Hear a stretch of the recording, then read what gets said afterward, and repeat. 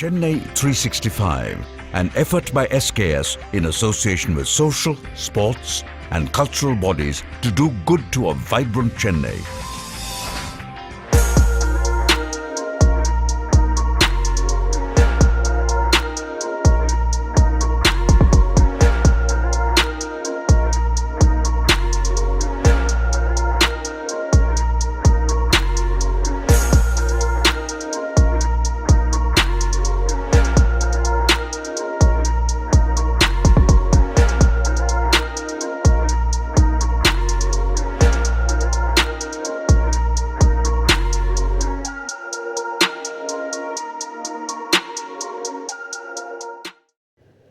நமஸ்காரம், பெரியவா சரணம்.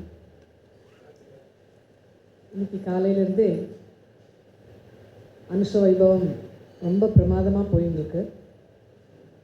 நான் மறக்காமல் ஒவ்வொரு அனுஷமும் பிரதோஷ மாமாவை நினச்சிப்பேன். இந்த அனுஷ வைபவத்தை ஆரம்பித்து வச்சது பிரதோஷ மாமா. பேட்டைக்கு பேட்டை பெரியவாளை கொண்டாடணும்னு வளம். என்னடா எங்கே திரும்பினாலும் பெரியவா கோயில் அப்படின்னு இல்லை. பேட்டைக்கு பேட்டை பெரியவா கோயில் இருக்கணும், பெரியவாளை அப்படி கொண்டாடணும். மகேஸ்வரனே அவர் தான். மாமா ரொம்ப அழகாக சொல்லுவாள், ஜிஆர் மாமா, பிரம்மா விஷ்ணு ருத்ரன் மூணுமே பிரிவாதானே அப்படின்னு அழகாக சொல்லுவாள்.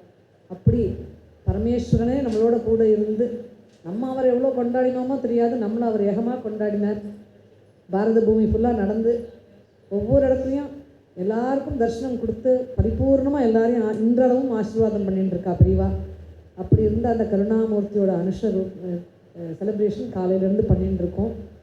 இன்றைக்கி சிருஷ்டிகா ஸ்ரீராம், செல்வி சிருஷ்டிகா ஸ்ரீராமுடைய பிரவச்சனம். நான் அவள்கிட்ட இன்றைக்கி இப்போ தான் கொஞ்சம் நேரம் முன்னாடி பேசிட்டு இருந்தேன். போன மாதமே நான் சிருஷ்டிகா வர முடியுமான்னு ஃபோன் பண்ணேன். வர முடியாத ஒரு சூழ்நிலை அப்படின்னு சொல்லி அவள் சொன்னான். சரி பரவாயில்ல, அப்புறம் பெரியவா எப்போ ஆசீர்வாதம் பண்ணுறாளோ அப்போ நடக்கும் அப்படின்னு சொன்னேன். எங்களுக்கெல்லாம் ஒரு வழக்கம் என்னென்னா, என்ன நடந்தாலும் மாமா சொல்வா பெரியவா காதில் போட்டுரு அப்படின்பா. பெரியவா மீதியை பார்த்துப்பாங்க. பெரியவா இந்த மாதிரி சிருஷ்டிகாவுக்கு ஃபோன் பண்ணேன், அவளால் வர முடியாத சூழ்நிலை, உங்கள்கிட்ட சொல்லியாச்சு அப்படின்னு. இந்த முறை நான் கூப்பிடல. கிருஷ்ணா ஸ்வீட்ஸ் அவள் அவளுக்கும் தெரியாது நான் போன மாதம் சிருஷ்டிகாகிட்ட பேசினேன்னு. அவள்கிட்ட ஃபோன் பண்ணி நீங்கள் இந்த மாதம் வரையலாம் அப்படின்னு கேட்டவுடனே she knew last time she could not come, so she wanted to make it happen this time. So Periyava made it happen this time. So Periyava கண்டிப்பாக அவளுடைய பிரவச்சனத்தை சரணாலயத்தில் வைக்கணும், கேட்கணும், தான் ரிலாக்ஸ்டாக அதை கேட்கணும்னு வச்சுட்டார். அதனால் இன்றைக்கி அழகாக கூட்டின்னு வந்திருக்கா. அவள் ஒர்க் பண்ணுறா, படிக்கிறா. இருந்தாலும் இந்த மாலை வேலையில் நம்மளுக்கு உட்கார்ந்து கேட்கக்கூட டைம் இல்லை நம்மளுக்கெல்லாம். ஏன்னா அந்த மனசு தான் காரணம்.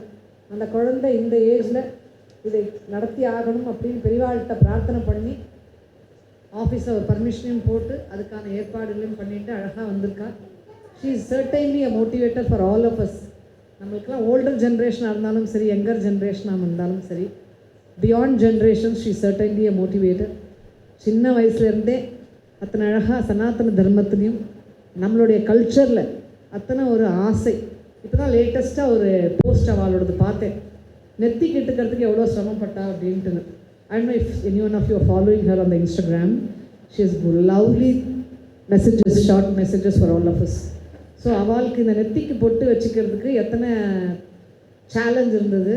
அவள் ஏஜ் குரூப்பில், அவள் ஜென்ரேஷனில் ஹவு இஸ் இட் வியூட் அப்படிங்கிறதுலாம் ரொம்ப அழகாக கிறிஸ்பாக போட்டிருந்தா. இன்ஸ்டா பேஜில் இருக்கிறதுலாம் 1 மினிட்டுக்கு மேலே அந்த ரீல்லாம் ரொம்ப இல்லையே. அந்த 1 மினிட்டில் அவ்வளோ அழகான ஒரு தத்துவத்தை கொடுத்துருந்தா. நானும் போட்டிருந்தேன், கோ ஃபார் இட் கேர்ள் அப்படின்னு சொல்லி. So definitely lot of things to take from her. இன்று மாமாவால் வர முடியல சிருஷ்டிகா, ஆனால் அவளுடைய ஆசீர்வாதம் உனக்கு அனுப்பியிருக்கா.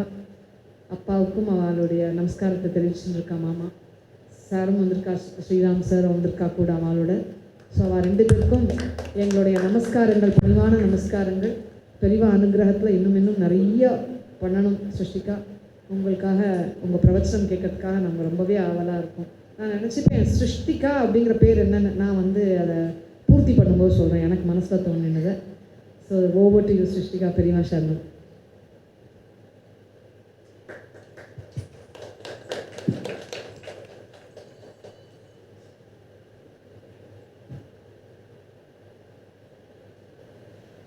गोपिका जीवनस्मरणं गोविन्दा गोविन्दा, जानकीकान्तस्मरणं जय जय राम राम, नमः पार्वती पतये।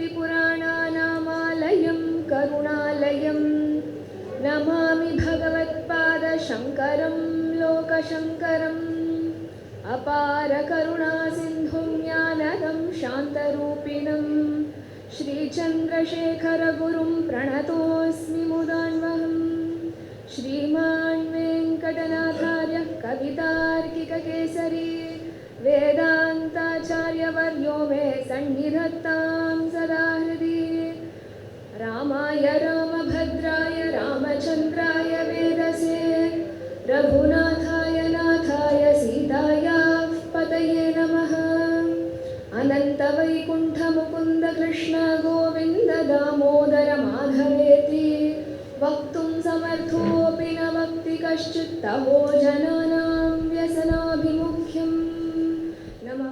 இவர்களோட வாழ்க்கை சரித்திரம் எப்படி இருக்குது அப்படின்னா நம்மளோடைய வாழ்க்கையை நடத்திக்க ஒரு வழிகாட்டியாக அமைஞ்சிருக்கு. அது என்ன வழிகாட்டினா, சிம்பிளாக புரிய வைக்கணும். நான் ஒரு ஃபோன் வாங்குறேன், டிவி ஃப்ரிட்ஜுன்னு வாங்குறேன், அதோட ஒரு மேனுவல் கொடுத்துருப்பான், ஒரு புஸ்தகம் மாதிரி இருக்கும். என்னெல்லாம் பண்ணணும், எப்படி செட்டப் பண்ணணும், எப்போ சார்ஜ் போடணும், எப்போ கட்டணுன்ட்டு. அப்பேற்பட்ட அந்த மேனுவல் மாதிரி தான் இந்த மகான்களோட வாழ்க்கை சரித்திரமும் இருக்குது. நம்ம வாழ்க்கையை எப்படி நடத்திக்கணும்னு ஒரு வழிகாட்டியாக இந்த மகான்களோட வாழ்க்கை சரித்திரம் இருக்குது. அப்பேற்பட்ட மகான்களில் ஒரு மகான் காஞ்சி ஸ்ரீ மகாபெரிவா. விழுப்புரம் தலத்தில் பிறந்து அவதரித்து பாரத தேசம் முழுக்க தன் திருப்பாதங்களை பதித்து சீலங்கள் பல புரிந்த ஸ்ரீ ஸ்ரீ சந்திரசேகரேந்திர சரஸ்வதியோடைய அவதாரம் அப்படிங்கிறது சாதாரண அவதாரம் இல்லை. மனுஷ குலத்தை பரிபாலனம் பண்ணி தர்மத்தை நிலைநாட்டி சமத்துவத்தை போதித்து ஹரியும் ஹரனும் ஒன்றுங்கிற தத்துவத்தை உணர்த்திய ஒரு அதி உத்தமமான அவதாரம் அப்படின்ட்டு தான் சொல்லணும். இப்போ அவதாரம்னு பேசுகிறோமே, முதல்ல ஒரு அவதாரம்னா என்ன? இப்போ நம்ம பிறந்திருக்கோம், இப்போ நம்மளாம் அவதாரமா? நம்ம எடுத்திருக்கிறது ஜன்மா, பகவான் எடுக்கிறது அவதாரம். அவதாரா இஸ் த டிசென்ட் ஆஃப் பகவான் டு அசென்ட் மேன்கைண்ட். இந்த மனுஷ குலத்தை பரிபாலனம் பண்ணுறதுக்காக தான் நிவாசம் பண்ணுற வைகுண்டத்திலேருந்தோ கைலாசத்திலேருந்தோ பூலோகத்துக்கு இறங்கி வராரோனோ பகவான். அதைத்தான் அவதாரம் அப்படின்ட்டு சொல்கிறோம். எதுக்கு பகவான் அவதாரம் எடுக்கிறார்? என்ன அவசியம்? அவர் பாட்டுக்கு ஜம்முன்னு அங்கேயே இருக்கலாம் இல்லையா? அவரே அதுக்கு பதில் சொல்கிறார். பரித்ராணாய சாதூனாம் விநாசாய ச துஷ்கிருதாம் தர்ம சம்ஸ்தாபனார்த்தாய சம்பவாமி யுகே யுகே. சாதுக்களை காப்பாற்றவும் தீயவர்களை அழித்து தர்மத்தை ரட்சிக்கிறதுக்காக, தர்மத்தை சம்ஸ்தாபனம் பண்ணுறதுக்காக ஒவ்வொரு யுகத்திலையும் நான் அவதரிக்கிறேன் அப்படின்ட்டு பகவான் சொல்கிறேன். இப்போ பகவான் எடுத்த அவதாரங்கள் பார்த்தேன்னா எவ்வளோ யாருக்கா தெரியுமா? தசாவதாரம்னு சொல்கிறோம் இல்லையா? ஆனால் ஆக்சுவலி பகவான் எடுத்த அவதாரங்கள் 10 கிடையாது, கணக்கில் அடங்காதவைகள். நமக்கு ஒரு கண்டென்ஸ்டு ஃபார்மில் இந்த 10 புரிஞ்சுக்கோ அப்படின்ட்டு பகவான் நமக்கு கொடுக்கறது தான் தசாவதாரம். இப்போ அந்த தசாவதாரத்தில் சுவாமி தேசிகன் தன்னோட தசாவதார ஸ்லோகத்தில் சொல்கிறார், பாவின்யா தசையா பவன்னிஹ பவ துவம்சாய ந கல்கதா கல்கி விஷ்ணு யசஸ்சுத கலிகதா காலுஷ்ய கூலங்கஷ. அதாவது இந்த கலி யுகம் அப்படிங்கிற யுகம் முத்தி போய் அளவு கடங்காமல் எல்லை மீறி போகிறச்சே விஷ்ணு யசஸ் அப்படிங்கிற ஒரு அந்தனருக்கு புதல்வனாக பிறக்க போகிறார் எம்பெருமான் அப்படிங்கிறார். இப்போ நம்ம வாழ்ந்துட்டுருக்கிறது கலியுகம் தான். கல்கி அவதாரம் இன்னும் ஆகலை. அப்படின்னா என்ன? இதை விட ஒரு மோசமான நிலைமை வரும். இதை விட ஒரு மோசமான நிலைமை வரச்சே தான் பகவான் கல்கியாக அவதாரம் பண்ணுவார். இப்போ இதை கேட்ட பெரியவாளுக்கெல்லாம் இப்போவே வயத்தில் புளிய கறக்க ஆரம்பிச்சிடும். என்னடா இது, ஏற்கனவே கலி ரொம்ப முத்தி போனதாக நம்ம நினச்சிட்டு இருக்கோம், தேசிகன் சொல்கிறத பார்த்தா இதை விட ஒரு மோசமான நிலைமை வரும் போல இருக்கே அப்படின்ட்டு யாரும் கவலைப்பட வேண்டாம். காரணம் என்ன அப்படின்னா, இந்த அவதாரம் எடுக்க போகிற எம்பெருமானுக்கு மக்கள் மேலே அக்கறையும் ஜாஸ்தி, கருணையும் ஜாஸ்தி. பகவான் யோசிச்சார், கல்கி அவதாரம் எடுக்கிற மட்டும் மனுஷாலை யார் காப்பாற்றுறது, யார் அவளை நல்ல வழியில் கொண்டு போகிறது? மேலும் பகவான் அவதாரம் எடுத்து அதர்மம் பண்ணுறவாளை அழிக்க ஆரம்பித்தார் அப்படின்னா நம்மள ஒத்தர் கூட மிஞ்ச மாட்டோம். காரணம் என்ன? பகவான் அசுராலை அழிக்க அவதாரம் எடுக்கிறார். ஏதோ ராம அவதாரத்தில் ஒரு அசுரன் இருந்தான், கிருஷ்ண அவதாரத்தில் சில அசுரர்கள் இருந்தா.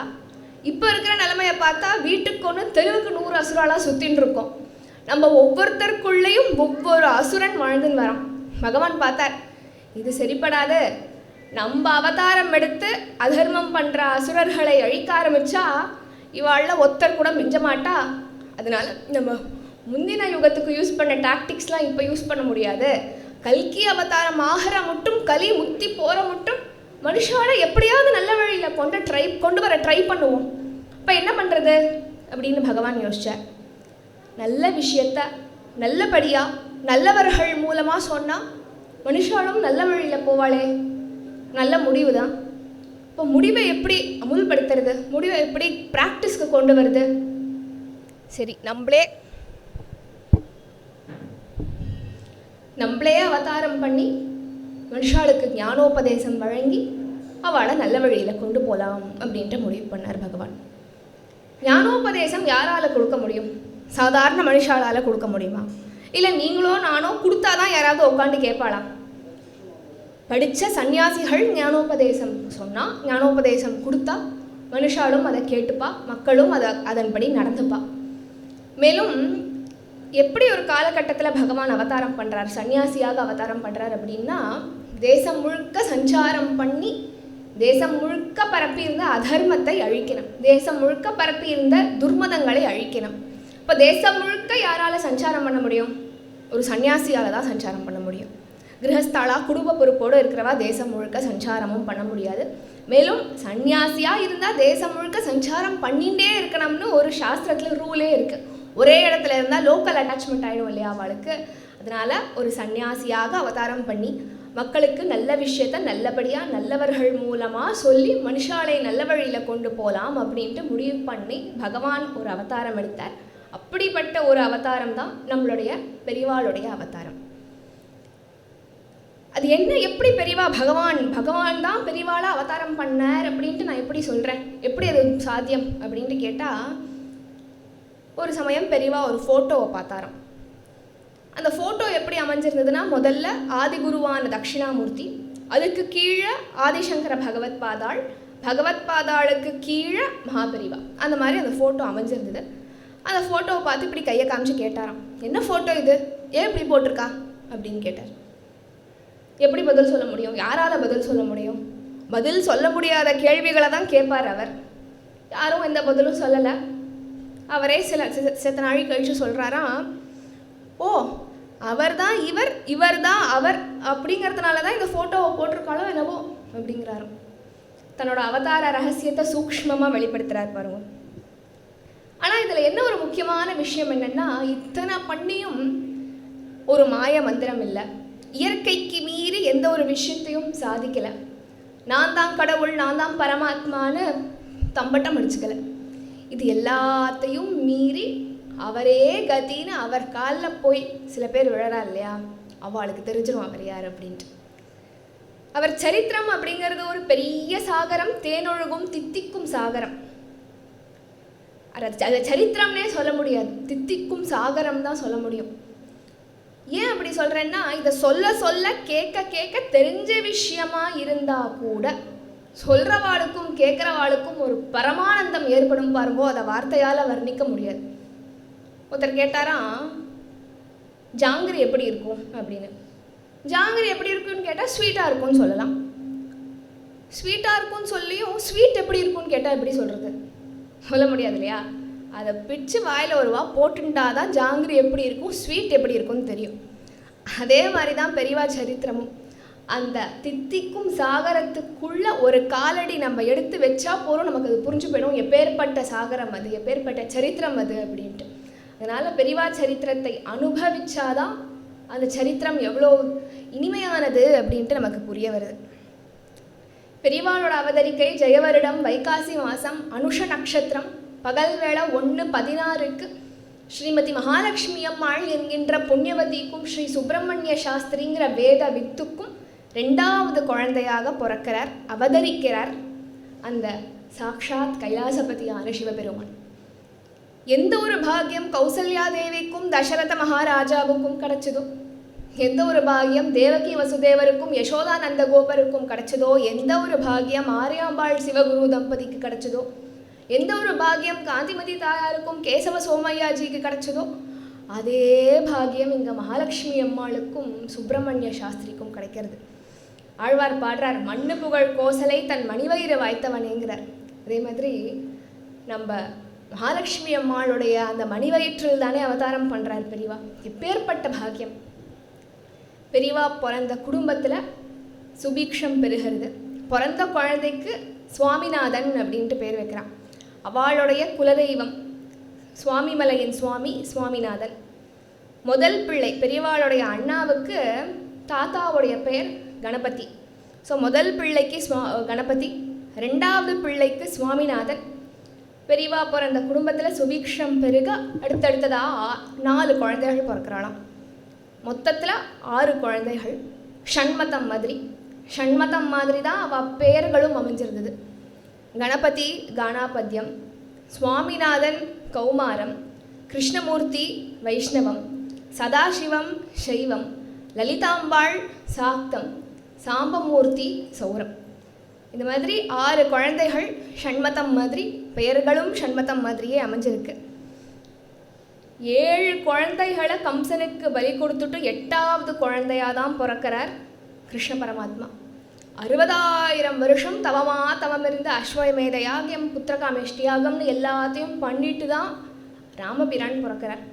அதே மாதிரி 10 வருஷம் தவமிருந்து ஏங்கி பெற்ற பிள்ளையாம் சுவாமிநாதன். பெரியவாளுடைய அண்ணா கணபதிக்கும் இவருக்கும் ஏஜ் கேப் 10 வருஷம். 10 வருஷம் தவமிருந்து ஏங்கி பெற்ற பிள்ளை இந்த சுவாமிநாதன். ஆனால் 10 வருஷம் தவமிருந்து ஏங்கி பெற்ற பிள்ளையை 10 மாதம் தன்னுடைய கர்ப்பத்தில் சுமந்த பிள்ளையை கேவலம் 13 வருஷம்தான் அவள் அம்மாவாலேயே அவர் அனுபவிக்க முடிஞ்சுது. ஆனால் நம்மளோ பரமபாகியசாலிகள். சுமார் ஒரு 95 இயர்ஸ்க்கு மேலேயே அனுபவிச்சிருப்போம். இந்த க்ஷணம் மட்டும் அனுபவிச்சுட்டு தான் இருக்கும் பெரியவாளை. இந்த க்ஷணம் மட்டும் பிரத்யக்ஷமாக பெரியவா நமக்கு அனுபவம் கொடுத்துட்டுருக்கார். இப்போ எல்லா குழந்தைகளும் பிறந்த உடனேயே பேர் வைக்கிறதுக்கு முன்னாடி எந்த ஸ்கூல் போடலாங்கிற டென்ஷன் தான் வளர்க்குறது. சொன்னால் நம்ப மாட்டேன். நான் 2001 பிறந்தேன். மார்ச் 31 பிறந்தேன். ஏப்ரல் 1 எங்கள் அப்பா போய் அட்மிஷன் போட்டார் நான் படித்த ஸ்கூலில். அந்த ஸ்கூலோட ப்ரொசீஜர் அப்படி.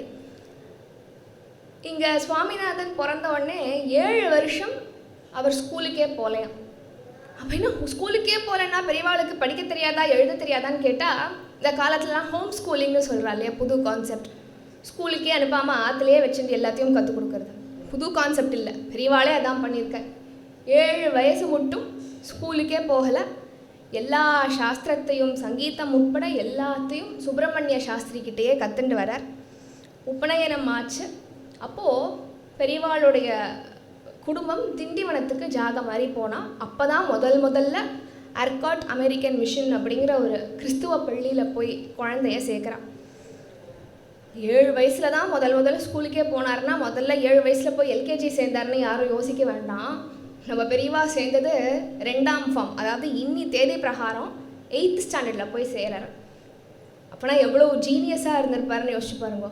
எல்லா ஸ்கூல்லேயும் கண்டிப்பாக ஒரு இன்டர்வியூ வச்சுட்டு தான் எடுப்பா. அப்போது அந்த குழந்தை அவ்வளோ சுட்டியாக இருந்ததுனால நேராக 8வது கிளாஸில் போய் சேர்த்து உட்காந்து வச்சுட்டோம் அந்த குழந்தைய. ஸ்கூலில் குழந்தை படிச்சுட்டி எல்லா காம்படிஷன்லேயும் கலந்துட்டு எல்லா காம்படிஷன்லேயும் முதல் பரிசு. இந்த சுவாரஸ்யம் என்னென்னா, கிறிஸ்துவ பள்ளி பைபிள் ரெசிடேஷன் காம்படிஷன் வச்சா. அந்த பைபிள் ரெசிடேஷன் காம்படிஷன்லேயும் முதல் பரிசு வாங்கினது நம்ம சுவாமிநாதன். ஒரு சமயம் ஸ்கூலில் இன்ஸ்பெக்ஷன் வந்தால், அந்த காலத்தில் நீங்கள் படிச்சிருந்தேன்னா உங்களுக்குலாம் தெரியும், இப்போல்லாம் நடக்கிறதில்ல. அந்த காலத்தில் அந்த இன்ஸ்பெக்டர் எல்லாம் ஒழுங்காக நடக்கிறதா, குழந்தைகள் எல்லாத்தையும் கற்றுக்கிறாளான்னு பார்ப்பான். அந்த மாதிரி ஸ்கூலில் இன்ஸ்பெக்ஷன் வந்தால் அந்த இன்ஸ்பெக்டரோட பெயர் சிங்காரவேலு முதலியார். அவர் இந்த சுவாமிநாதன் கிளாஸுக்கு வரார். சில கேள்விகள் கேட்குறார். எல்லாத்துக்கும் டான்னு பதில் சொல்கிறது இந்த குழந்தை. அவருக்கு கொஞ்சம் ஈகோ இடிக்கிறது. ஏன்னா மற்ற கிளாஸ்லலாம் எந்த குழந்தையும் பதில் சொல்லலை, இந்த கிளாஸில் மட்டும் கேட்குற கேள்விக்கு எல்லாமே பதில் சொல்கிறானே இந்த பிள்ளை. சரி, நமக்கே பதில் தெரியாத ஒரு கேள்வியை கேட்டு வைப்போம், என்ன தான் பண்ணுறான்னு பார்ப்போன்ட்டு அவருக்கே தெரியாத கஷ்டமான கேள்விகளை கேட்குற, அதுக்கும் சாதாரணமாக டான் பதில் சொல்கிறது தான் இந்த குழந்தை. டீச்சர்கிட்ட கேட்டால் இதெல்லாம் நீங்கள் சொல்லித்தரலான்னு, ஏம்மா இந்த கேள்விகளுக்கெல்லாம் பதில் எனக்கே தெரியாது, நான் எப்படி சொல்லித்தர முடியும்னு டீச்சர் கேட்குறான். அப்போது அந்த சிங்காரவேலு முதலியார் நேராக சுவாமிநாதனோட அப்பா அம்மாவை கூப்பிட்டு, சுப்பிரமணிய சாஸ்திரியை கூப்பிட்டு, உமது பிள்ளை ஒரு நாள் இந்த ஜகத்தையே ஆளப்போகிறான் அப்படின்ட்டு சொன்னாராம். எவ்வளோ உண்மை பாருங்கோ அவர் சொன்னது. பெரியவாளோட பேசி யாராலையும் ஜெயிச்சிட முடியாது. பள்ளி நாட்கள்லேருந்து அப்படிதானா. ஒரு சமயம் ஸ்கூல் ஆனுவல் டே ஃபங்க்ஷன், ஆண்டு விழாவுக்கு ஒரு ஷேக்ஸ்பியர் ட்ராமா போடுறா. அப்போ பெரியவாளை அந்த ட்ராமாவில் ஹீரோவாக நடிக்க செலக்ட் பண்ணுறா. அர்த்தூர் இளவரசனாக நடிக்கிறதுக்கு பெரியவாளை இந்த குழந்தை சுவாமிநாதனை செலக்ட் பண்ணுறா. ஏன்னா இந்த குழந்தையோட அந்த இங்கிலீஷ் ஃப்ளூவன்சி, ஸ்டேஜில் இருக்கக்கூடிய அந்த கான்ஃபிடென்ஸ் எல்லாம் இந்த குழந்தைக்கு தான் பெஸ்ட்டாக இருக்கும். அதனால் அந்த குழந்தைய செலக்ட் பண்ணுறா. ஆனால் அப்பா அம்மாவுக்கு இஷ்டமே இல்லை. ஏன்னாக்கா சாஸ்திரோஸ்தமான குடும்பம், பிள்ளையாண்டா ஏதோ ஒரு அர்த்தூர் இளவரசனாக வேஷம் போட்டுட்டு ஸ்டேஜில் ஷேக்ஸ்பியர் ட்ராமாவை நடிக்கணுமா, அதெல்லாம் ஒன்றும் வேண்டாம் அப்படின்ட்டு அப்பா அம்மா விடலை. ஆனால் எப்படியோ பேசி அப்பா அம்மாவை கன்வின்ஸ் பண்ணி ஷேக்ஸ்பியர் ட்ராமாவில் அர்த்தூர் இளவரசனாக நடித்து ஸ்கூலுக்கு வந்த அன்றைக்கி அந்த ஆனுவல் டேக்கு வந்த சீஃப் கெஸ்ட்லேருந்து வாட்ச்மேன் மட்டும் எல்லாரும் திக்குமுக்காடி போயிட்டாலாம் அந்த குழந்தை பண்ண அந்த நடிப்பில். இப்போது பெரியவாளுக்கு உபநயனமாகி திண்டிவனத்துக்கு மாறி போனா இல்லையா. அப்போது முதல்ல பெருமுக்கல் அப்படிங்கிற கிராமத்துக்கு கூட்டின்னு போகிறான். எதுக்கு? என்னதான் அவர் ஜகத்குருவாக ஆக போகிறார் அப்படின்னா கூட அந்த ஜகத்குருவுக்கு அவருடைய குருவை காண்பிக்கணும் இல்லையா. அதனால் அப்போ அந்த பீட்டத்தில் இருந்த பெரியவாளை தரிசனம் பண்ணுறதுக்காக உபநயனம் ஆகி அந்த குழந்தைய கூட்டின்னு போய் தரிசனம் பண்ண வைக்கிறா. அந்த பெரியவாளுக்கு இந்த குழந்தை சுவாமிநாதனை பார்த்த உடனே சட்டுன்னு அவர் முடிவு பண்ணிட்டார், நமக்கப்புறம் பீட்டத்துக்கு இந்த குழந்தை தான் வரணும் அப்படின்னு முடிவு பண்ணிட்டார். ஆனால் யார்கிட்டையும் சொல்லலை. எப்படி சொல்லுவார்? தெய்வ ரகசியமாச்சே. அதனால் பார்த்து காயை நகர்த்தலாம்னு முடிவு பண்ணிட்டார். மடத்துக்கு போயிட்டு வந்ததுலேருந்து இந்த சுவாமிநாதனுக்கும் ஏதோ ஒரு ரெஸ்ட்லெஸ்னஸ், மடத்துலையே போய் இருக்கணும், பெரியவா கூடயே இருக்கலாமே நம்ம அப்படிங்கிற ஒரு எண்ணம் ஏற்பட்டுது. நாட்கள் போயிட்டு இருந்தது. திடீர்னு ஒரு நாள் கார்த்தால எழுந்து பார்த்தா பக்கத்தில் படுத்துட்டு இருந்த குழந்தை சுவாமிநாதனை காணுமா. என்னடா இது காலங்கார்த்தால எங்கேயாவது விளையாட போயிட்டானான்னு போய் ரோட்டில் பார்க்குறா. சரி, ஒரு வேளை தன்னோட ஃப்ரெண்டு கிருஷ்ணமூர்த்தி ஆத்துக்கு தான் போயிருக்கானோ அப்படின்ட்டு அங்கே போய் பார்த்தா அங்கே முதலுக்கே மோசம், கிருஷ்ணமூர்த்தியையும் காணலை. என்னடா இது, 2 குழந்தைகளும் சமத்து குழந்தைலாச்சே, ஏன் எப்படி திடீர்னு எங்கேயோ சொல்லாமல் கொள்ளாமல் ஓடி போயிருக்கா. சரி, எங்கேயோ போய் விளையாடுவா, மத்தியானத்துக்குள்ளே வந்துடுவான்னு பார்த்தா வரலை. ராத்திரி ஆச்சு வரல, அடுத்த நாள் ஆச்சு வரலை. இப்போது அவளுக்கு கொஞ்சம் பயம் எடுக்க ஆரம்பிச்சுடுது. என்னடா இது 2 குழந்தைகளையும் காணுமே, எங்கேயாவது தொலைஞ்சு கிழிஞ்சு போயிட்டாலான்ட்டு கவலைப்பட்டுட்டே இருக்கிறச்சு மடத்துலேருந்து ஒரு செய்தி வருதான். 2 குழந்தைகளும் மடத்தில் தான் இருக்கா, சௌக்கியமாக இருக்கா, பெரியவாளுடைய அனுகிரகத்தில் கண் பார்வையில் இருக்கா, பத்திரமா இருக்கா, நீங்கள் அழிச்சின்னு போங்கோ அப்படின்ட்டு ஒரு தந்தி வருது. இவளுக்கு ஒன்றுமே புரியல. ஏன் இப்படி சொல்லாமல் கொள்ளாமல் இந்த குழந்தைகள் ஓடி போகணும்? சொல்லியிருந்தா நம்மளே கூட்டின்னு போயிருப்போம். சொல்லாமல் போகிற குழந்தைகளும் கிடையாது அப்படின்ட்டு இவா யோசிச்சுட்டே சரி என்னவோ கிளம்பிடலாம், கிளம்பி போகலான்ட்டு கிளம்பி போகிறா. அங்கே மடத்தில் இந்த சுவாமிநாதனை பார்த்து பெரியவா கேட்குறார், என்னடா ஆற்றுல சொல்லின்னு வந்தையோனோ? இல்லை பெரியவா, சொல்லிட்டு வரல அப்படிங்கிறதா இந்த சுவாமிநாதன். ஏன் சொல்லிட்டு வரல? தெரியல பெரியவா, என்னவோ உங்களை பார்க்கணும்னு தோணித்து, மடத்துக்கு வரணும்னு தோணித்து, அதனால ஓடி வந்துட்டேன் அப்படிங்கிறானா அந்த குழந்தை. அவர் அப்போ முடிவே பண்ணிட்டார், நமக்கு அப்புறம் இந்த குழந்தை தான் வரணும். இப்படி வீட்டு வாசலை விட்டுட்டு வர தானே அவருக்கு வேணும். அதனால் அப்போ முடிவே பண்ணிட்டார். ஆனால் அப்போ கூட அவர் யார்கிட்டையும் சொல்லலை. இப்போது இந்த சுவாமிநாதனை கூட்டின்னு வந்தோடனே அப்பா அம்மாவுக்கு ரொம்ப கோவம். ஏன் சொல்லாமல் இந்த குழந்தை ஓடி போச்சு? சரி, ஏதோ சரியில்லை போல இருக்கு அப்படின்ட்டு என்ன பண்ணுவா, ஜாதகத்தை பார்த்தா ஏதாவது தோஷம் இருக்கா பார்க்கலாம் அப்படின்ட்டு ஜாதகத்தை பார்த்தா. இப்போ இந்த சுவாமிநாதனோட ஒரு பிள்ளை ஓடி போச்சு கிருஷ்ணமூர்த்தின்ட்டு, அவருடைய அப்பா நல்லா ஜாதகம் பார்ப்பார். அவர்கிட்ட போய் ஜாதகத்தை பார்த்தா பார்த்தவருக்கு பார்த்த உடனே தெரிஞ்சு போயிடுது, இது சாதாரண ஜாதகம் இல்லை, இந்த உலகத்தையே ஆளப்போகிற ஒரு ஜாதகம் தானே தெரிஞ்சு போயிடுது. அந்த சொன்னவருக்கு அப்படி பார்த்தவருக்கு ஒரு ஆசை, இந்த தெய்வ குழந்தையோட கால் ரேகைகளை பார்க்கலாமே அப்படின்ட்டு பக்கத்தில் நின்றுட்டு இந்த சுவாமிநாதனை போய் கால் அலமீன் வா அப்படின்ட்டு அனுப்பிச்சி வைக்கிறார். இந்த சுவாமிநாதனும் போய் கால் அலமீன் வருது. அந்த குழந்தையோட காலை இப்படி வாங்கிட்டு அந்த கால் ரேகைகளை பார்த்தவருக்கு கண்லேருந்து தாரையாக ஜலம் காலை அப்படி தொட்டு கண்ணில் வச்சுக்கிறார். விருட்டுன்னு காலை நகர்த்தின்ட்டு தான் அந்த குழந்தை சுவாமிநாதன்.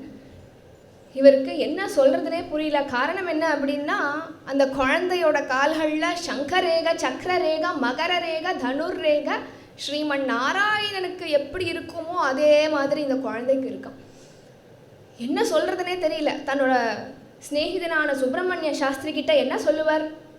உமது பிள்ளை ராஜயோகத்தோடு இருக்க போறான்னு முதல்ல சொன்னார். இப்போ கால் ரேகைகளை பார்த்தோன்னே அவருக்கு தெரிஞ்சு போயிடுது இது சாதாரண ஜன்மா கிடையாது, இது ஒரு அவதாரம்னு புரிஞ்சு போயிடுது. என்ன சொல்லுவார் தன்னோட பெரியவாளோட அப்பா கிட்ட? என்ன சொல்கிறதுனே தெரியல. உமது பிள்ளை உமது பிள்ளை ராஜயோகத்தோடு இருக்க போகிறான், அவன் வெறும் ராஜன் இல்லை யதிராஜன் எப்படி சொல்லுவார்? யதிராஜன்னா துறவிகளுக்கெல்லாம் ராஜன்னு அர்த்தம். அப்போ கூட எதுவும் சொல்லலை, நன்னா ஜாம் ஜாம்னு இருப்பான், நீ ஒன்றும் கவலைப்படாத அப்படின்ட்டு சுப்பிரமணிய சாஸ்திரி கிட்ட சொல்லி அமுச்சு விட்டுட்டார். இப்படி நாட்கள் நகர்ந்துட்டே போச்சு. அப்போது திடீர்னு மடத்திலேருந்து இன்னொரு செய்தி வருது. என்ன அப்படின்னா, குழந்தை சுவாமிநாதனை உடனே மடத்துக்கு கூட்டின்னு வரணும் அப்படிங்கிற ஒரு தந்தி. அப்பா அம்மாவுக்கு ஒன்றுமே புரியல. ஏன் இப்படி எந்த ஒரு கான்டெக்ஸ்ட்டுமே எதுக்கு கூட்டின்னு வரணும், எங்கே கூட்டின்னு வரணும்னு எதுவுமே இல்லாமல் ஏன் இந்த மாதிரி அனுப்புகிறா? சரி, மடத்துலேருந்து வந்திருக்கு, ஏதாவது முக்கியமாக தான் இருக்கும்ன்ட்டு உடனே கிளம்புறா. அப்போது பெரியவா பெருமுக்கல் அப்படிங்கிற ஒரு இதில் இடத்துல இருந்தார். அப்போ அவர் அந்த பெரியவா சித்தியானோடனே பீட்டம் குரு இல்லாமல் பீட்டம் இருக்கக்கூடாதுன்ட்டு லக்ஷ்மிநாதன் அப்படிங்கிறவருக்கு சந்நியாசம் வாங்கி காஞ்சி காமகோட்டி பீட்டத்தோட 67வது பீட்டாதிபதியாக அவரை நியமிக்கிறார். ஆனால் குருவோட எண்ணம் அவருக்கு தெரியாதா என்ன? அவரும் தனக்கப்புறம் சுவாமிநாதன் தான் வரணும்னு நினச்சிண்டு, குருவோட ஆசை பூர்த்தி பண்ணணும்னு நினச்சிண்டு பீட்டத்துக்கு வந்த ஒரே வாரத்தில் அவரும் சித்தியாயிட்டார். இப்போ தான் அவள் அந்த இடத்துக்கு வந்தோடனே தான் எல்லா விஷயத்தையும் கேட்டு தெரிஞ்சுட்டோன்னே தான் என்ன நடந்தது அப்படின்ட்டு அவளுக்கு புரியுறது. ஏதோ உங்கள் பிள்ளைய டாக்டர் ஆக்கித்தரேன், இன்ஜினியர் ஆக்கித்தரேன்னா எல்லா அம்மா அப்பாவும் சந்தோஷமாக எல்லா ட்ரைனிங்க்கும் அனுப்புவா, கோச்சிங்க்கும் அனுப்புவா. உங்கள் பிள்ளைய சன்னியாசி ஆக்க போகிறோம் கொடுங்கோ அப்படின்னா எந்த அம்மாவுக்கு தான் கொடுக்க தோணும்? என்ன சொல்கிறதுனே இவாளுக்கு தெரியல. தொப்புள் கொடி உறவாச்சே, இப்படி தூக்கி கொடுத்துட முடியுமா ஒரு க்ஷணத்தில்? ஆனால் கேட்கறச்சே கொடுக்காம இருக்கவும் முடியாது. என்ன சொல்கிறதுனே இவாளுக்கு தெரியல. கலங்கி போனால், ஆனால் பிள்ளையாண்டான் தெளிவாக இருந்தேன். நான் ராஜயோகத்தோடு இருக்க போகிறேன்னு சந்தோஷப்பட்டேனோ, இதுதான் அந்த ராஜயோகம் அப்படின்ட்டு முதல் சந்நியாசம் ஆகிறதுக்கு முன்னாடியே முதல் உபதேசத்தை அப்பா அம்மாவுக்கு கொடுக்குறார். உபதேசம் பண்ணுறார் அப்பா அம்மாவுக்கு, ராஜயோகத்தோடு இருக்க போகிறேன்னு சந்தோஷப்பட்டேனோ, இதுதான் அந்த ராஜயோகம், இதுக்கு தான் நான் அவதாரம் பண்ணியிருக்கேனோ என்னவோ, அதனால் மனப்பூர்வமாக சந்தோஷமாக நீங்கள் சம்மதத்தை கொடுக்கணும். ஏன்னா சாஸ்திரத்தில் ஒரு ரூலே இருக்குது, அப்பா அம்மா இருக்கிறச்சே அப்பா அம்மாவோடைய மனப்பூர்வ சம்மதத்தோடு தான் அந்த பிள்ளை சன்னியாசியாக முடியும் அப்படிங்கிற ஒரு ரூலே இருக்குது. தன்னோட முதல் உபதேசத்தை அப்பா அம்மாவுக்கே பண்ணி சன்னியாசம் வாங்கிக்கிறார். நீங்கள் யோசிச்சு பார்த்தீங்கன்னா இதே ஒரு சுச்சுவேஷன் தான் நம்ம சங்கர பகவத் பாதாளுக்கும் நடந்தது. சிவகுரு அவருடைய சங்கர பகவத் பாதாளுடைய அப்பா சிவகுரு காலமாயிட்டார். ஆரியாம்பாள் மட்டும்தான் இருக்கிறது, ஒரே பிள்ளை. எப்படி சன்னியாசம் வாங்க அனுமதி கொடுப்பா? அதே மாதிரி முதல் உபதேசத்தை அம்மாவுக்கே கொடுத்து சன்னியாசம் வாங்கிக்கிறதுக்கான அனுமதியை வாங்கிட்டார் சங்கர பகவத் பாதாள். அதே மாதிரி பெரியவாளும் சன்னியாசம் வாங்கிக்கிறதுக்கு முன்னாடியே முதல் உபதேசத்தை அப்பா அம்மாவுக்கே கொடுத்து சன்னியாசம் வாங்கிக்கிறதுக்கான பர்மிஷனை வாங்குறார். இப்படியாக பராபவ வருஷம் மாசி மாதம் 2ஆம் தேதி இங்கிலீஷ் டேட் பிரகாரம் February 13ஆம் தேதி 1907ஆம் வருஷம் சுவாமிநாதனாக இருந்த அந்த குழந்தை காஞ்சி காமகோட்டி பீட்டத்தோட 68வது பீட்டாதிபதியாக நியமிக்கப்பட்டார். அந்த குழந்தை சுவாமிநாதனாக இருந்த குழந்தை ஸ்ரீ ஸ்ரீ சந்திரசேகரேந்திர சரஸ்வதி அப்படிங்கிற ஜகத்குருவாக நியமிக்கப்பட்டார். அப்போது அப்படி முடிச்சுட்டு அந்த ஃபார்மாலிட்டிலாம் முடிச்சுட்டு திரும்புகிற அப்போ என்ன ஆச்சுன்னா, அந்த மடத்தோட ஹெட் குவார்ட்டர்ஸ் கும்போணத்தில் இருந்தது. கும்போணம் திரும்புகிற வழியில் திண்டிவனத்தில் ஒரு 3 நாள் ஹால்ட். இந்த திண்டிவனம் எப்பேற்பட்ட ஊருன்னா, பெரியவாளே வளர்ந்த ஊர். இந்த கிரிக்கெட் மேட்ச்லாம் ஹோம் க்ரௌட்னு சொல்கிறா இல்லையா, அந்த மாதிரி பெரியவாளுக்கு ஹோம் க்ரௌட் திண்டிவனம். எல்லாரும் பெரியவாளை பார்க்க வந்திருந்தா. நம்பாத்து பிள்ளை சுவாமிநாதன் இன்னைக்கு ஜெகத்குருவா ஆயிட்டானே, நம்ம கையால் சாப்பிட்ட சுவாமிநாதன் இன்னைக்கு ஜெகத்குருவா ஆயிட்டானே, நம்ம குழந்தைகளோட ஸ்கூலுக்கு போன சுவாமிநாதன் இன்னைக்கு ஜெகத்குருவா ஆயிட்டானேன்ட்டு எல்லாரும் இந்த பெரியவாளை பார்க்க வந்திருந்தா. ஆனால் ஒருத்தர் மட்டும் வரலை. அது யார் அப்படின்னா ஒரு வயசான முறுக்கு பாட்டியாம். பெரியவாளுக்கு ஒரு 7 வயசு இருக்கிறச்சே, அவர் சந்நியாசம் வாங்கிக்கிறதுக்கு முன்னாடி ஒரு 7 வயசு இருக்கிறச்சே ஸ்கூலில் படிச்சுட்டு இருந்தார் இல்லையா. அப்போ அவரோட ஸ்கூல் வாசலில் ஒரு வயசான பாட்டி முறுக்கு சீடா பட்சணம்லாம் பண்ணி வித்துன்னு இருந்தா. ஒரு சமயம் டெய்லி இந்த சுவாமிநாதன் வந்து அந்த முறுக்கு பாட்டிக்கிட்டே இருந்து முறுக்கை வாங்கிப்பார். இப்போ பெரியவா வந்து சாக்ஷாத் பரமசிவன், அவருடைய கட்டாட்சம் ஒரு க்ஷணம் யார் மேலேயாவது பட்டாலே போகிறோம், அவளுக்கு சகல சுபீக்ஷமும் வரும். இந்த குழந்தை சுவாமிநாதன் ஒரு கட்டாட்சமாக டெய்லி அந்த பாட்டுக்கிட்டேருந்து தான் வாங்கிட்டு இருக்கு, டெய்லி அந்த பாட்டியோட விளையாடின்னு இருக்கு, பேசிகிட்டு இருக்கு. அப்போது அந்த பாட்டிக்கு சுபீக்ஷம் பெருகி சுவாமிநாதன் மட்டும் வாங்கிட்டு இருந்த இடத்துல எத்தனோ அப்படியே கஸ்டமர்ஸ் டிமாண்ட் ஜாஸ்தி ஆகிடுது அந்த பாட்டிக்கு. பிஸ்னஸ்லாம் பயங்கரமாக பிக்கப் ஆகி பெரிய பிஸ்னஸ் உமன் ஆகிட்டா அந்த பாட்டி. அப்போது ஒரு நாள் சுவாமிநாதன் வந்து விளையாட்டாக சொன்னாராம், நான் வந்து வாங்கிட்டோன்னே உனக்கு எவ்வளோ கஸ்டமர் பாரு, எவ்வளோ பேர் வந்து வாங்குறா பாரு உங்ககிட்டேருந்து, அதனால் எனக்கு நீ இப்போ டிஸ்கவுண்ட் கொடுக்கணும், ஃப்ரீயாக இலவசமாக கொஞ்சம் முறுக்கு கூட அப்படின்னு கேட்டோன்னே அந்த பாட்டி ஒரு முறுக்கு கொடுக்குறா, 2 முறுக்கு கொடுக்குறா, இன்னும் கொடுன்னு கேட்டோன்னே பாட்டி சொல்லிட்டாலாம், ஏண்டா நான் வியாபாரம் பண்ண வைக்கிறேன்னா உனக்கு கொடுக்க முறுக்கு போட்டுருக்கேனா, இன்னும்லாம் கொடுக்க முடியாது, கொடுத்ததை வாங்கின்னு கிளம்பு அப்படின்னு அதட்டுறாலாம் அந்த பாட்டி. இப்போ சுவாமிநாதன் சொல்கிறாராம், கிளம்புங்கிற அப்புறம் நீ கூப்பிட்டாலும் நான் வரமாட்டேன். இப்போ பாட்டி சொல்கிறாளாம், போ உன்னை போய் யாராவது பூர்ண கும்பம் வச்சு கூப்பிட போகிறா பாரு, கிளம்பு இங்கேருந்து அப்படின்னு அந்த பாட்டி விரட்டி விடுறா. சுவாமிநாதனும் போயிட்டார். திண்டிவனத்துக்கு இப்போ வந்து ஜெகத்குருவாக வந்திருக்கார், சந்திரசேகரேந்திர சரஸ்வதியாக வந்திருக்கார். எல்லாரும் வந்திருக்கா அந்த கிராமத்துலேருந்து, ஒருத்தர் விடாமல். ஆஸ்திகாள் நாஸ்திகாள், ஹிந்துஸ் முஸ்லீம் கிறிஸ்டின் எல்லாரும் அந்த குழந்தைய பார்க்க வந்திருக்கா. எனக்கு எல்லாருக்கும் ஒரு பர்சனல் கனெக்ஷன் இருக்குது அந்த குழந்தையோட. ஆனால் அந்த பாட்டியை மட்டும் வரல. பெரியவாளுக்கு புரிஞ்சு போயிடுத்து, ஏன் வரலை அப்படின்ட்டு புரிஞ்சு போயிடுத்து. சரி பாட்டி வரலன்னா என்ன, நம்ம போய் பாட்டியை பார்ப்போன்ட்டு போகிறாராம். பாட்டி ஆற்றுக்கு போகிறாராம். பெரியவா வரார் அப்படின்ட்டு பாட்டிக்கு தெரிஞ்சு போயிடுது, ஏன்னாக்கா அங்கே வந்து ஒரு கலவரம் ஏற்படும் இல்லையா. சரி பெரியவா வரார், பூர்ண கும்பத்தை ரெடி பண்ணுவோன்னு பூர்ண கும்பம் ரெடியாக வச்சுன்னு இருக்கா. ஆனால் ஆற்றுக்குள்ளேருந்தே வெளியில் வரல. அப்படி எட்டி பார்க்குறாளாம். அவளுக்கு அவமானம் தாங்கலை, அசிங்கமாக இருக்குது. இந்த குழந்தைகிட்டேருந்து நம்ம அபச்சாரம் பட்டுட்டோமே, எப்பேற்பட்ட குழந்தை இது, ஜெகத்குருவாக இன்னைக்கு நின்றுருக்கு, இந்த குழந்தைகிட்ட நம்ம அபச்சாரம் பட்டுட்டோமேன்ட்டு அந்த பாட்டி கண்ணிலேருந்து தார தாரையாக ஜலம்.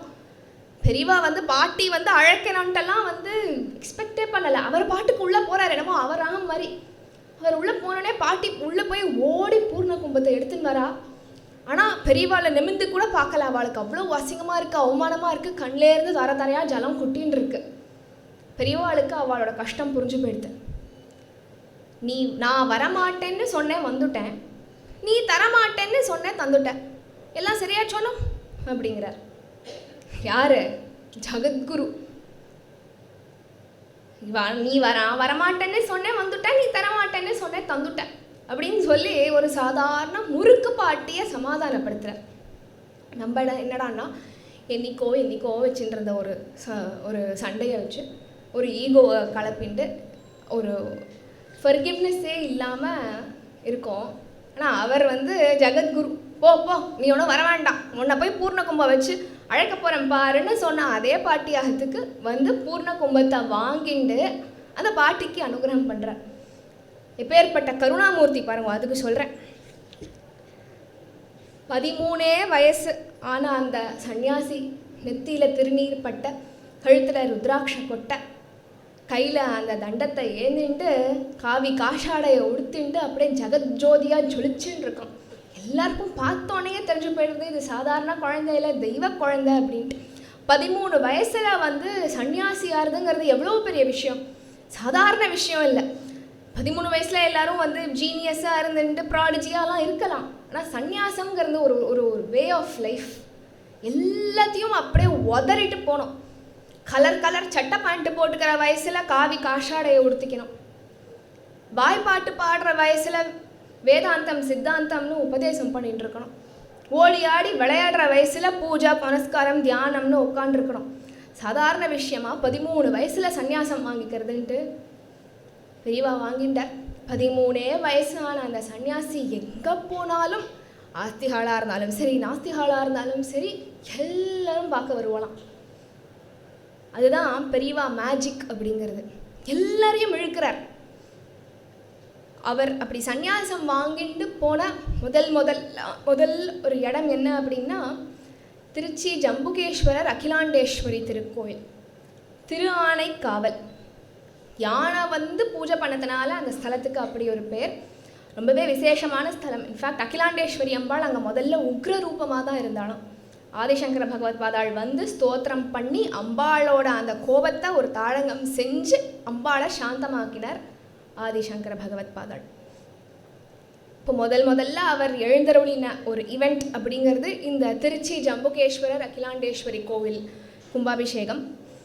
இதில் என்ன ஒரு சுவாரஸ்யம்னா, அதே கும்பாபிஷேகத்துக்கு ஸ்ருங்கேரி ஆச்சாரியாலும் அப்போ வந்திருந்தா. ஸோ திருச்சி ஜம்புகேஸ்வரர் கோவில் கும்பாபிஷேகத்தை முடிச்சுட்டு அவருடைய வித்யாபியாசம் ஆரம்பிக்கிறது. திருச்சிக்கு பக்கத்தில் மகேந்திரமங்கலம் அப்படிங்கிற ஒரு கிராமம். அங்கே வந்து வித்யாபியாசம் பண்ண ஆரம்பிக்கிறார் பெரியவா. 5 வருஷம், எண்ணி 5 வருஷம் வேதாந்தம், சித்தாந்தம், புராணம், விஞ்ஞானம், சரித்திரம், பூகோளம், கலை சம்பந்தமான விஷயங்கள் தமிழ் மட்டும் இல்லாமல் ஆங்கில இலக்கியம், மராட்டி மட்டும் இல்லாமல் ஃப்ரெஞ்சு பாஷையும் கற்றுண்டவர் நம்ம பெரியவா. நீங்கள் என்ன ஒரு இன்ஜினியராக இருக்கலாம், டாக்டராக இருக்கலாம், சயின்டிஸ்டாக இருக்கலாம், ஆர்டிஸ்டாக இருக்கலாம். போய் பெரியவா நான் ஒரு சயின்டிஸ்ட், ஒரு இன்ஜினியர், ஒரு டாக்டர்னு சொன்னால் அந்த சம்பந்தமான விஷயத்த உங்களோட பேசி உங்களுக்கு ஒன்று கற்றுக் கொடுப்பார். அதுதான் நம்ம நினச்சிட்டு இருக்கோம். சன்னியாசி தான் வேதாந்தம் சித்தாந்தம் தான் அவருக்கு தெரியும்னு நினச்சிட்டு இருக்கோம். ஆனால் மராட்டி மட்டும் இல்லாமல் ஃப்ரெஞ்சு இலக்கியத்தையும் படிச்சிருக்காருன்னா எப்பேற்பட்ட ஒரு மூளை. நீங்கள் யோசிச்சு பாருங்க. மூளைன்னு சொல்கிறத விட சாக்ஷாத் பரமாத்மாவால் தான் எல்லாம் பண்ண முடியும். இதெல்லாம் சர்வ ஞானனால தான் எல்லாத்தையும் பண்ண முடியும். கற்றுக்கிறார் அப்படின்னா சும்மா நமக்கு ஒரு ட்ராமா, நான் கற்றுண்டேன் அப்படின்னு நமக்கு ஒரு ட்ராமா தான். எல்லாத்தையும் கற்றுண்டு தான், எல்லாத்தையும் தெரிஞ்சுட்டு தான் அவர் அவதாரமே பண்ணியிருக்கார். 5 வருஷத்தில் எல்லாத்தையும் கரைச்சி குடிச்சிட்டார். யூஸ்வலாக ஒரு ஸ்டூடெண்ட்ஸுக்கு டீச்சர் சொல்லி கொடுக்குறச்சே ஸ்டூடெண்ட்ஸ் தான் எழுந்து நின்று டீச்சருக்கு குட் மார்னிங் சொல்லிவிட்டு கிளாஸ் ஆரம்பிப்பா. இங்கே அப்படியே ஆப்போசிட்டாக நடக்கிறது. வாத்தியார்லாம் வந்து சாஷ்டாங்கமாக பெரியவா காலில் விழுந்துட்டு அப்புறமா தான் சொல்லிக் கொடுக்க ஆரம்பிப்பா. அவருடைய அந்த ஃபோக்கஸ், ஞாபக சக்தி, விஷயங்களை கிரகிச்சிக்கக்கூடிய தன்மை, இது எல்லாத்தையும் பார்த்துட்டு எல்லா வாத்தியாரும் மாஞ்சு போனாலாம். வித்யாபியாசம் முடிச்சுட்டு 21 வயசு பூர்த்தியாகிற சமயம் பெரியவா மடத்தோட நிர்வாக பொறுப்பை எடுத்துக்கிறார். அப்போது அவரோட நிர்வாக கட்டத்தோட முதல் விஷயமாக அவர் என்ன பண்ணுறார் அப்படின்னா, சனாதன தர்மத்தில் இருக்கக்கூடிய பொக்கிஷங்கள் நல்லபடியாக மக்கள்கிட்ட போய் சேரணும், அதுக்காக நிறைய விஷயங்களை பண்ணுறார். சன்னியாசிகள் முதலே பார்த்தோம் இல்லையா, ஒரே இடத்துல ரொம்ப நாள் இருக்கக்கூடாதுன்ட்டு. அப்போ அவரோட முதல் யாத்திரையை மேற்கொண்டார். முதல்ல அவர் போன க்ஷேத்திரம் என்னென்னா காசி யாத்திரைக்கு போகிறார். போகிற இடமெல்லாம் ஹரஹர சங்கர ஜெய ஜெய சங்கரன்னு சங்கர கோஷத்தோட ஆதிசங்கர பகவத் பாதாளுக்கு எப்படி அவர் சிஷ்ய கோடி 60,000 பேர் இருந்தாலோ அதே மாதிரி இப்போ இங்கே நம்ம பெரியவாளுக்கும் சிஷ்ய கோடிகள் படை சூழ போகிற இடத்துலெல்லாம் சங்கர கோஷம் விட எல்லா இடத்துக்கும் போகிறார். எல்லா க்ஷேத்திரங்களுக்கும் போய் அங்கே இருக்கக்கூடிய புண்ணிய நதிகளில் நீராடி அங்கே இருக்கிற தெய்வங்களை தரிசனம் பண்ணிட்டு வந்திருக்கலாம். பண்ணலை.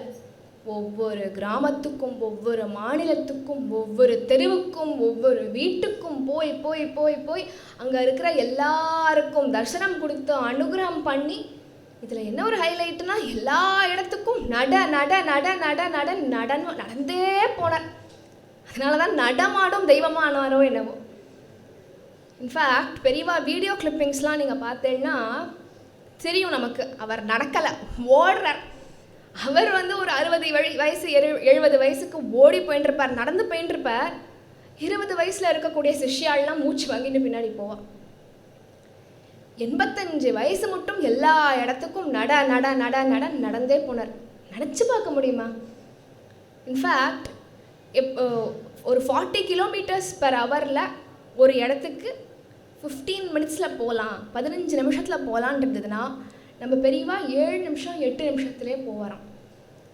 அப்போது ஒரு வாகனத்தை விட சீக்கிரமாக ஃபாஸ்ட்டாக வேகமாக நடந்து போனவர் பெரியவா. இன்ஃபேக்ட் இன்னி மட்டும் அடித்து சொல்லலாம், அவரோட நடைக்கு ஈடு கொடுக்குற மாதிரி யாரும் பிறக்கலை. ஓடவும் மாட்டார், அது நடனும் சொல்ல முடியாது. ஓடுறதுனா ஓடுறது, நடனும் சொல்ல முடியாது. எனக்கு மற்றவாளால் ஈடு கொடுக்க முடியாது. 20 வயசு 25 வயசில் இருக்கிற சிஷ்ய கோடிகளால் அவரோட நடைக்கு ஈடு கொடுக்க முடியாது. அதனால் நடன் எல்லா இடத்துக்கும் நடந்தே போய் நடமாடும் தெய்வமானார். இந்த காசி யாத்திரைக்கு அப்புறம் எத்தனையோ பல விஜய் யாத்திரைகள் போனார். இந்த போகிற இடத்துல எல்லா இடத்துலையும் வெறும் ஆஸ்திகாள் மட்டும் பெரியவாளை வந்து பார்க்கல. ஆஸ்திகாளும் வந்தா, கிறிஸ்துவர்களும் வந்தா, முஸ்லிம்ஸும் வந்தா, எல்லா மதத்தை சேர்ந்தவாளும் வந்தா. ஆண்டாள் தன்னோட திருப்பாவையில் ராமரை மனத்துக்கினி யானை அப்படின்ட்டு ரெஃபர் பண்ணுவாள். ராமருக்கு எத்தனையோ பேர் இருந்தாலும் மனத்துக்கினி யானை அப்படின்ட்டு ரெஃபர் பண்ணான். ஏன் அப்படின்னா ராமர் தான் எல்லாரோட மனசுக்கும் இனியவனம், சத்ருவோட மனசுக்கும் இனியவன் ராமன். ராவண வதம் ஆனதுக்கப்புறம் மண்டோதரி ராவணை கண்ணா பின்னான்னு திட்டணும்னு வெயிட் பண்ணிட்டு இருக்கா. ஆனால் அப்படி ராமரை பார்த்தோன்னே அவளுக்கு வாயால் திட்டவே வரலை, புகழ ஆரம்பிக்கிறான். அந்த மாதிரி ராமர் மட்டும் மனசுக்கு இனியவன் கிடையாது, நம்ம மகாபெரிவாளும் எல்லாரோட மனசுக்கும் இனியவர்.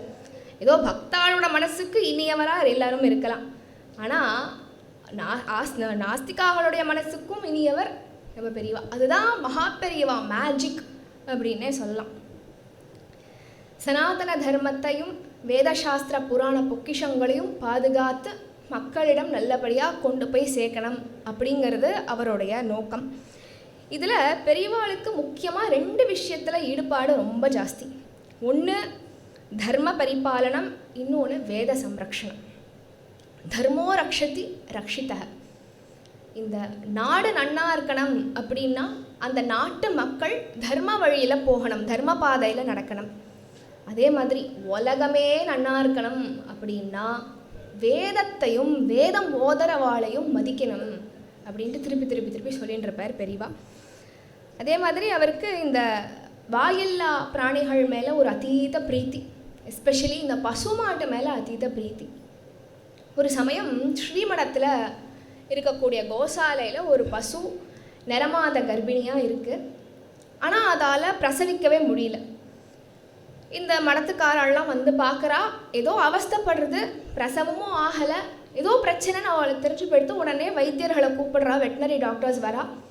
அவள் பரிசோதிச்சுட்டு சொல்லிட்டா, உள்ளே இருக்கிற பசுமாடு பிழைக்காது, ரொம்பவே கஷ்டம், அதனால் நீங்கள் வந்து அதுக்கு தகுந்த மாதிரி பிளான் பண்ணிவிடுங்கோ, பிழைக்காது பசுமாடு, கண்ணுக்குட்டி பிழைக்காது அப்படின்னு சொல்லிட்டான். இவள் இப்படி சொன்னோடனே மடத்தில் இருக்கிறவளுக்கெல்லாம் மனசே உடஞ்சி போயிடுது. எனக்கு ஒரு கண்ணுக்குட்டி வரும்ன்ட்டு எவ்வளோ நாளாக காத்துட்டுருக்கா, திடீர்னு வந்து இப்படி பிழைக்காது அப்படின்னு சொன்னோன்னே இவளுக்கெல்லாம் மனசு உடஞ்சி போயிடுது. பெரியவா அந்த பக்கமாக வரார். என்னாச்சு அப்படின்ட்டு தெரியாத மாதிரியே கேட்குறார். இவள் சொன்னோடனே, ஓ அப்படியா அப்படின்னு சொல்லிட்டு இந்த பசுமாட்டுக்கு முன்னாடி ஒரு 15 நிமிஷம் உட்காண்டாராம். பெரியவா இங்கே உட்காண்டிருக்கார், முன்னாடி அந்த பசுமாட்டுக்கு பின்னாடி வெட்டினரி டாக்டர்ஸ். இவ்வளோ நாள் வலியில் துடிச்சுன்றத பசுமாடு பெரியவாளை பார்த்தோன்னே அப்படியே சாந்தமாக ஆறுதான். என்னமோ ஒரு அம்மா வந்து முன்னாடி உட்காண்டிருந்த மாதிரி சாந்தமாக ஆறுது. ஒரு 15 நிமிஷம் வெச்ச கண்ணு வாங்காமல் அந்த பசுமாட்டையே பார்த்துட்டுருக்கார் பெரியவா. 15ஆவது நிமிஷம் அந்த பசுமாடு ஒரு வலி இல்லாமல் பிரசவிச்சுடுத்து. உள்ளே இருக்கிற கண்ணுக்குட்டி துள்ளி குதிச்சு எழுந்து நிற்கிறது. வெட்டினரி டாக்டர்ஸ் எல்லாம் என்ன சொல்கிறதுனே அவளுக்கு தெரியல. அப்படி அது அந்த கண்ணுக்குட்டி எழுந்து நின்னோடனே, ஓ வந்துடுத்த கண்ணுக்குட்டி அப்படின்ட்டு அந்த கண்ணுக்குட்டியை தடவி கொடுத்துட்டு அவர் பாட்டுக்கு அவர் எதுவுமே பண்ணாத மாதிரி போயிட்டாராம். அன்றைக்கி அவளுக்கு புரிஞ்சுது, வெட்டினரி டாக்டர்ஸ்க்கு ஒரு விஷயம் புரிஞ்சுது. என்ன அப்படின்னா, சயின்ஸால் சாதிக்க முடியாத ஒரு விஷயத்தை குரு கட்டாட்சம் சாதிச்சு கொடுக்கும். ஒரு 15 நிமிஷம் வெச்ச கண்ணு வாங்காமல் அந்த மாட்டை பார்த்துட்டு இருந்தார். 15ஆவது நிமிஷம் கண்ணுக்குட்டி வழியில் வந்து கொடுத்தோம், மாட்டும் வழியில் இல்லை. அதனால் சயின்ஸ் கூட சாதிக்க முடியாத விஷயம் ஒன்று சாதிக்கும் அப்படின்னா அது குரு கட்டாட்சம் மட்டும்தான். ஒரு சமயம் என்ன ஆகுது, கார்த்தால எழுந்து பார்த்தா பெரியவாளை காணும், ஸ்ரீமடத்தில் காணும். எங்கடா போயிருப்பார்? காலங்கார்த்தால விஸ்வரூப தரிசனத்துக்கு பக்தாள்லாம் வெயிட் பண்ணிட்டு இருக்கா, பெரியவாளை காணுமே அப்படின்னு சொல்லி சிஷ்ய கொடிகள்லாம் எல்லா கோவிலுக்கும் போய் தேடுறா. குளத்தங்கரையில் பார்க்குறா, காமாட்சியை பார்க்க போயிருக்காரான்னு அங்கே போய் பார்க்குறா, பெரியவாளை காணவே காணும். திடீர்னு ஒருத்தர் இந்த கோசாலம் வழியாக போகிறார். பார்த்தா பசுமாட்டுக்கு நடுப்பில் படுத்துட்டு இருக்காராம் பெரியவா.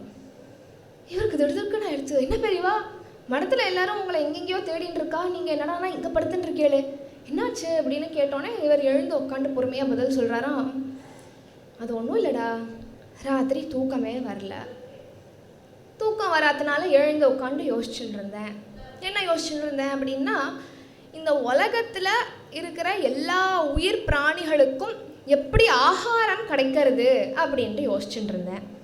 அப்படி யோசிச்சுட்டே இருக்கிறச்சே இந்த கொசுவோட ஞாபகம் வந்தது. சரி, கொஞ்ச நாள் இந்த கொசுவுக்கு ஆகாரம் கொடுக்கலாம்னு கோசாலையில் படுத்துட்டேங்கிறார். நம்ம என்னடான்னா அந்த கொசுவை அடிக்கிறதுக்கு ஒரு யந்திரத்தை வாங்கி அதை சார்ஜ் போட்டு வச்சு டெய்லி ஆற்றுல டென்னிஸ் விளையாடின்னு இருக்கும். ஆனால் இவர் என்னடான்னா கொசுவுக்கு ஆகாரம் கொடுக்குறேன்னு கொசு கடியை வாங்கிட்டு அந்த கொசுவுக்கும் அவருடைய அனுகிரகத்தை கொடுக்குறாருன்னா எப்பேற்பட்ட காருண்ய மூர்த்தியாக இருப்பார். இந்த உலகத்தையே படைச்சவனுக்கு தான் எல்லா ஜீவராசிகளும் என் குழந்தைன்ட்டு அந்த ஒரு உணர்வு வரும். நம்ம பெற்றெடுக்கிற குழந்தை தான் நம்ம குழந்தை. ஏதோ நம்ம ஆற்றுல ஒரு நாயை வளர்க்குறோம், இல்லை ஒரு கண்ணுக்குட்டியை வளர்க்குறோன்னா அது நம்ம குழந்தைன்னு நமக்கு வரும். ஆனால் ஒரு கொசுவை பார்த்தோ, இல்லை ஒரு கரப்பாம்பூச்சியை பார்த்தோ, ஒரு பல்லியை பார்த்தோ நமக்கு அந்த ஒரு எண்ணம் வருமா? வராது. யாருக்கு வரும்? எல்லாத்தையும் எவன் படைச்சிருக்கானோ அவனுக்கு தான் அந்த உணர்வு வரும்னா இதுலேயே நம்ம புரிஞ்சுக்க வேண்டாமா? அந்த கொசுவையும் படைச்சது பெரியவான்னா அந்த கொசுவுக்கும் ஆகாரம் கொடுத்து கொசுவுக்கும் அனுகிரகம் பண்ணி கொசுவையும் பரிபாலனம் பண்ணுறார் அவர். ஒரு சமயம் என்னாருது, ஒரு மரத்தடியில் உட்காண்டிருக்கார் பெரியவா. அவர் மரத்தடியில் உட்காண்டிருக்கார். அவரை சுற்றி இந்த சில சிஷ்யர்கள்லாம் உட்காண்டிருக்கா. ஒரு கால் இப்படி மடக்கி வச்சுட்டு இருக்கார், ஒரு காலை கீழே தொங்க போட்டுருக்கார். இப்போ பெரியவாளுடைய காலில் ஒரு சின்ன காயம் ஏற்பட்டிருந்தது. அந்த காயத்தினால இரத்த கசிவு. கொஞ்ச நாள் தொங்க போட்டுட்டோன்னே ஒரு எறும்பு அந்த புண்ணில் காயத்தில் உட்காந்துக்கிறது. உட்காந்து அந்த ரத்தத்தை குடிக்கிறது. குடித்தோடனே இந்த எறும்பெல்லாம் என்ன பண்ணும்? நான் பெற்ற இன்பம் பெருக இவ்வையகம்னு சொல்லி பக்கத்தில் இருக்கிற எல்லா எறும்பையும் கூட்டின்னு வரும் இல்லையா? அது மாதிரி ஒரு எறும்பு பண்ணோடனே ஒரு 10 நிமிஷத்தில் ஒரு 50-100 எறும்பு அந்த காயத்தில் உட்காண்டிருக்கும். எவ்வளோ வலிக்கும்! காயமாக இருந்தாலே அது ஒரு இம்சை. அதில் ஒரு 100-200 எறும்பு இருக்குன்னா எவ்வளோ ஒரு இம்சை, அது எவ்வளோ வலிக்கும். அவர் பாட்டுக்கு அது ஒரு பொருட்டாகவே மதிக்காமல் அவர் பாட்டுக்கு உட்காண்டிருக்காராம். அவர் காலடியில் உட்காண்டிருந்த ஒரு சிஷ்யர், பெரியவா காலை நகர்த்திக்கோங்க, எறும்பா இருக்குது, உங்களுக்கு அங்கே கசிவு இருக்குது, ரத்த கசிவில் எறும்பா இருக்குது அப்படின்னு அவர் பதறி போய் சொல்கிறச்சே, ஏண்டா பதற, இந்த எறும்பெல்லாம் என் காலே கதின்னு உட்காண்டிருக்கு, அதை போய் விரட்டி விட சொல்கிறியே நீ அப்படிங்கிறாராம். கொசுவும் அவர் படைச்ச குழந்தை, எறும்பும் அவர் படைச்ச குழந்தை, நம்மளும் அவர் படைச்ச குழந்தை, நீங்களும் அவர் படைச்ச குழந்தைன்னா சாக்ஷாத் சர்வேஸ்வரனால தான் இப்படி இருக்க முடியும். பெரியவாளை தரிசனம் பண்ண வர ஒவ்வொரு பக்தாளுக்கும் ஒவ்வொரு சமயமும் ஒவ்வொரு அனுபவம். தரிசனம் பண்ணணுங்கிறது இல்லை, இருக்கிற இடத்துலேருந்தே பெரியவான அப்படி நம்ம மனசார தியானிச்சோம்னா நமக்கு ஒரு அனுபவத்தை அப்போ அனுகிரகம் பண்ணுவார். அந்த மாதிரி பெரியவாளை தரிசனம் பண்ண வந்த பக்தாள் ஒத்தத்திற்கும் ஒவ்வொரு அனுபவம். அந்த மாதிரி சில அனுபவங்களை இப்போது சிரவணம் பண்ணலாம். ஒரு சமயம் என்னாருது, ஒரு மெட்ராஸ்லேருந்து ஒரு குடும்பம், அப்பா அம்மா 5 வயசு பெண் குழந்தை பெரியவாளை தரிசனம் பண்ணுறதுக்காக காஞ்சிபுரம் போகிற வழியில் அவளுக்கு ஒரு ஆக்சிடெண்ட் நடந்து போய்டுறது. குழந்தைக்கு படுகாயம். குழந்தைய தூக்கி ஓடி போகிறா காஞ்சிபுரம் ஹாஸ்பிட்டலுக்கு. அங்கே டாக்டர்ஸ்லாம் ஃபஸ்ட் எய்டை மட்டும் கொடுத்துட்டு, இங்கே ஃபெசிலிட்டி இல்லை, நீங்கள் உடனே திரும்பி மெட்ராஸ் போங்கோ அப்படின்ட்டு அவளை அங்கே அமுச்சு விட்டுடுறா. அந்த மெட்ராஸ் போகிற டைம் குழந்தைக்கு அவ்வளோ பிளட் லாஸு.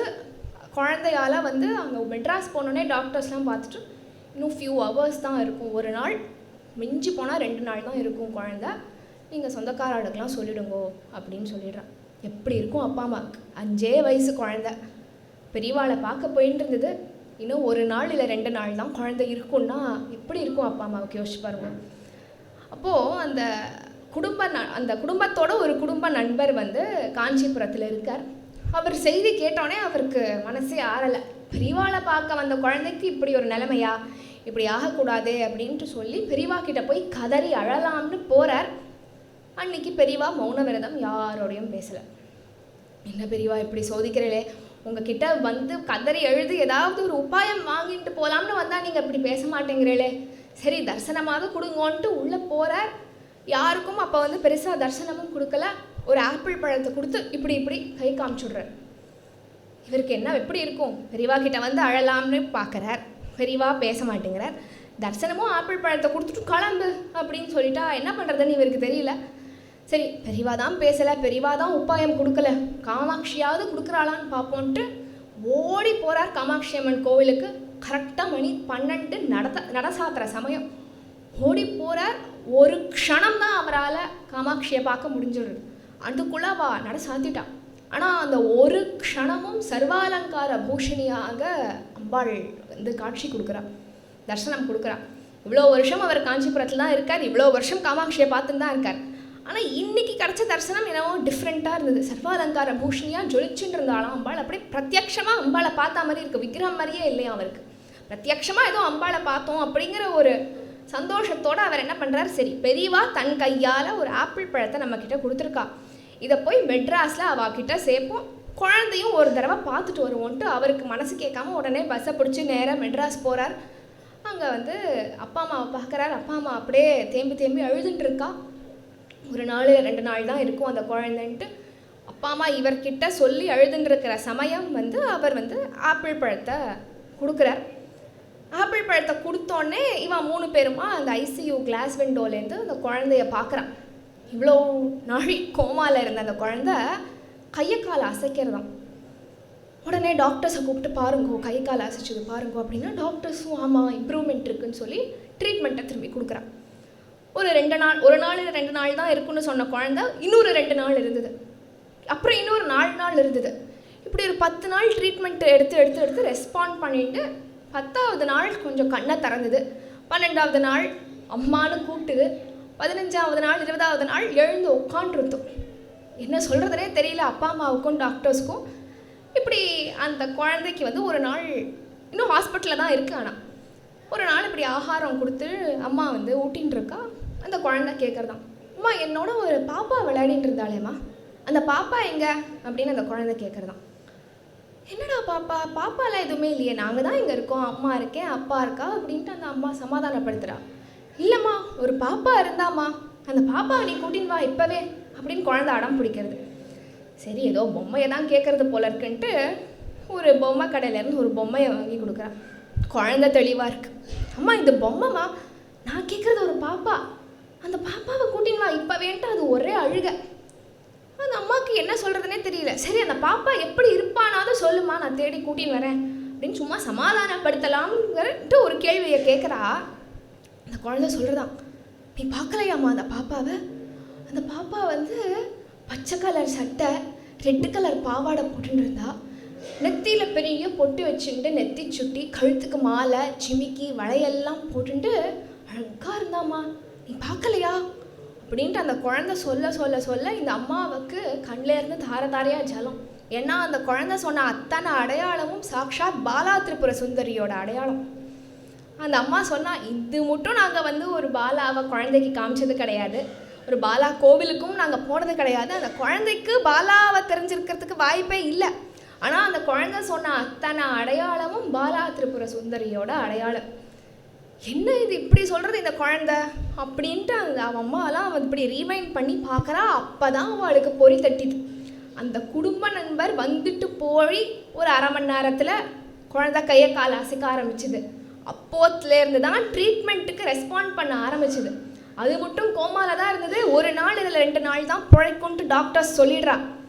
அப்போது அப்படி இருந்த குழந்தை இன்னைக்கு இப்படி உட்காந்து பேசி அடம் பிடிக்கிற நிலைமைக்கு வந்திருக்கு அப்படின்னா அப்பா அம்மாவுக்கு புரிஞ்சுடுத்து, நம்ம குழந்தைய வந்து காப்பாற்றினது வேறு யாரும் கிடையாது, பாலா திரிபுர சுந்தரியோட ஸ்வரூபத்தில் வந்து காமாட்சி ஸ்வரூபத்தில் வந்து பெரியவா தான் அவளை காப்பாற்றி கொடுத்துருக்கா அப்படின்ட்டு அந்த அம்மாவுக்கு புரிஞ்சது. அன்னைக்கு ஒரு சமயம் கும்பகோணத்தில் சதாசிவம் மாமா அப்படின்ட்டு ஒருத்தர் வாசம் பண்ணிட்டு வந்தார்.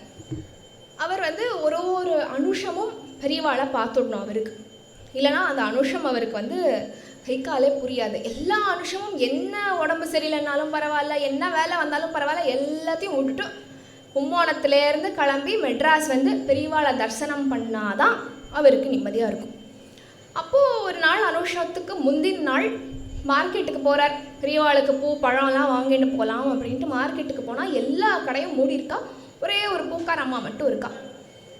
என்னம்மா இது எல்லா கடையும் மூடி இருக்கே அப்படின்ட்டு கேட்டோடனே அந்த பூக்கார அம்மா சொல்கிறா, என்ன சாமி தெரியாதா உனக்கு, மெட்ராஸில் ஏதோ அரசியல் பிரச்சனையா, அதனால் எல்லா கடையும் மூடி இருக்கோம், நாங்கள் திறக்க மாட்டோம், நாளைக்கு தான் திறப்போம், நீ வீட்டுக்கு கிளம்பு, வீட்டுக்கு போய் சேரு அப்படிங்கிறா அந்த பூக்கார அம்மா. இவருக்கு அடுத்த கவலை, பூப்பழம் இல்லைன்னா கூட பரவாயில்ல, நாளைக்கு நம்ம மெட்ராஸ் போய் காஞ்சிபுரம் போய் ஆகணுமே, எப்படி போகிறது, சரி பஸ்ஸாவது போகுமா, பஸ் போகுமா காஞ்சிபுரத்துக்கு, மெட்ராஸ்க்கு பஸ் போகுமா அப்படின்ட்டு அந்த பூக்கார பாட்டிக்கிட்ட கேட்குறச்சு, என்ன சாமி அரசியல் பிரச்சனைங்கிறேன், பஸ்ஸெல்லாம் ஒன்றும் போகாது, நீ முதல்ல வீடு போய் சேரின்ட்டு விரட்டி அமுச்சுட்றா. இவருக்கு ஆற்றுக்கு வந்ததுலேருந்து என்ன பண்ணணும் ஏது பண்ணணும் புரியவே இல்லை, இங்கேயும் அங்கேயும் நடந்துகிட்டே இருக்கார். அப்போது அப்படி நடந்துகிட்டே இருக்கிறச்சு வாசலில் ஒரு வெள்ளை கலர் அம்பாசிடர் கார் வருது. அந்த கார்லேருந்து பஞ்சகட்சம் கட்டின்னு இருந்த மாமாவும் மடிசார் கட்டின்னு இருந்த ஒரு மாமியும் இறங்கி, உங்கள் ஆற்றுல கொஞ்சம் காஃபி கிடைக்குமா அப்படின்னு கேட்குறான். அந்த காலத்துலலாம் ஆற்றுக்கு தெரிஞ்சவா வந்தாலும் தெரியாதவா வந்தாலும் உள்ளே கூப்பிட்டு உக்காத்தி வச்சு உபச்சாரம் பண்ணுற வழக்கம் இருக்குது. இந்த காலத்தில் தெரிஞ்சவா வந்தாலே எதுக்கு வந்தேன், அதுக்கு தானே வந்தேன், கிளம்புங்கோ அப்படின்ட்டு சொல்கிறோம். அந்த காலத்தில் தெரியாதவா வந்தால் கூட உள்ளே கூப்பிட்டு உக்காத்தி வச்சு உபச்சாரம் பண்ணிட்டு இருப்பாள். வாங்கோளே உள்ளே காஃபி கொடுக்குறேன் அப்படின்னு சொல்லிட்டு அவளை உள்ளே கூப்பிடுறா அந்த சங்கரன் மாமாவையும் அவர் மனைவியையும். அப்படி பேசிகிட்டே இருக்கிறச்சு அந்த மாமா பேச ஆரம்பிக்கிறார், என் பேர் சங்கரன், இது என் மனைவி ஜானகி, நாங்கள் வந்து ஒரே தலைவலியாக இருந்தது, இவளுக்கு மாத்திரை வாங்கலாம், மெடிக்கல் ஷாப்லாம் திறக்கலை, எந்த கடையும் இல்லாதனால தான் உங்கள் ஆற்றுல இப்படி நுழைஞ்சிட்டோம், தப்பாக நினச்சிக்காதே, இதிலலாம் ஒன்றும் இல்லைம்மா, நீங்கள் ஒன்றும் இல்லை மாமா, நீங்கள் வந்து உங்கள் அம்மாவை நினச்சிக்கோங்க அப்படின்னு சொல்லி இப்படி பேசிகிட்டே இருக்கிறச்சு அந்த மாமாவை சொல்கிறா, நாங்கள் வந்து 6 மாதம் ஆஸ்திரேலியாவில் இருந்துட்டு போன வாரம் தான் வந்தோம், போன வாரம் வந்துட்டு இப்போ வந்து உங்களுக்கு காஞ்சிபுரத்தில் மகாபெரிவா தெரியுமா, யார் இந்த மாமா கிட்ட மகாபெரிவா தெரியுமா அப்படின்னு கேட்குறேன். இந்த மாமா எதுவும் சொல்லிக்கல, எதுவும் காமிச்சிக்கல.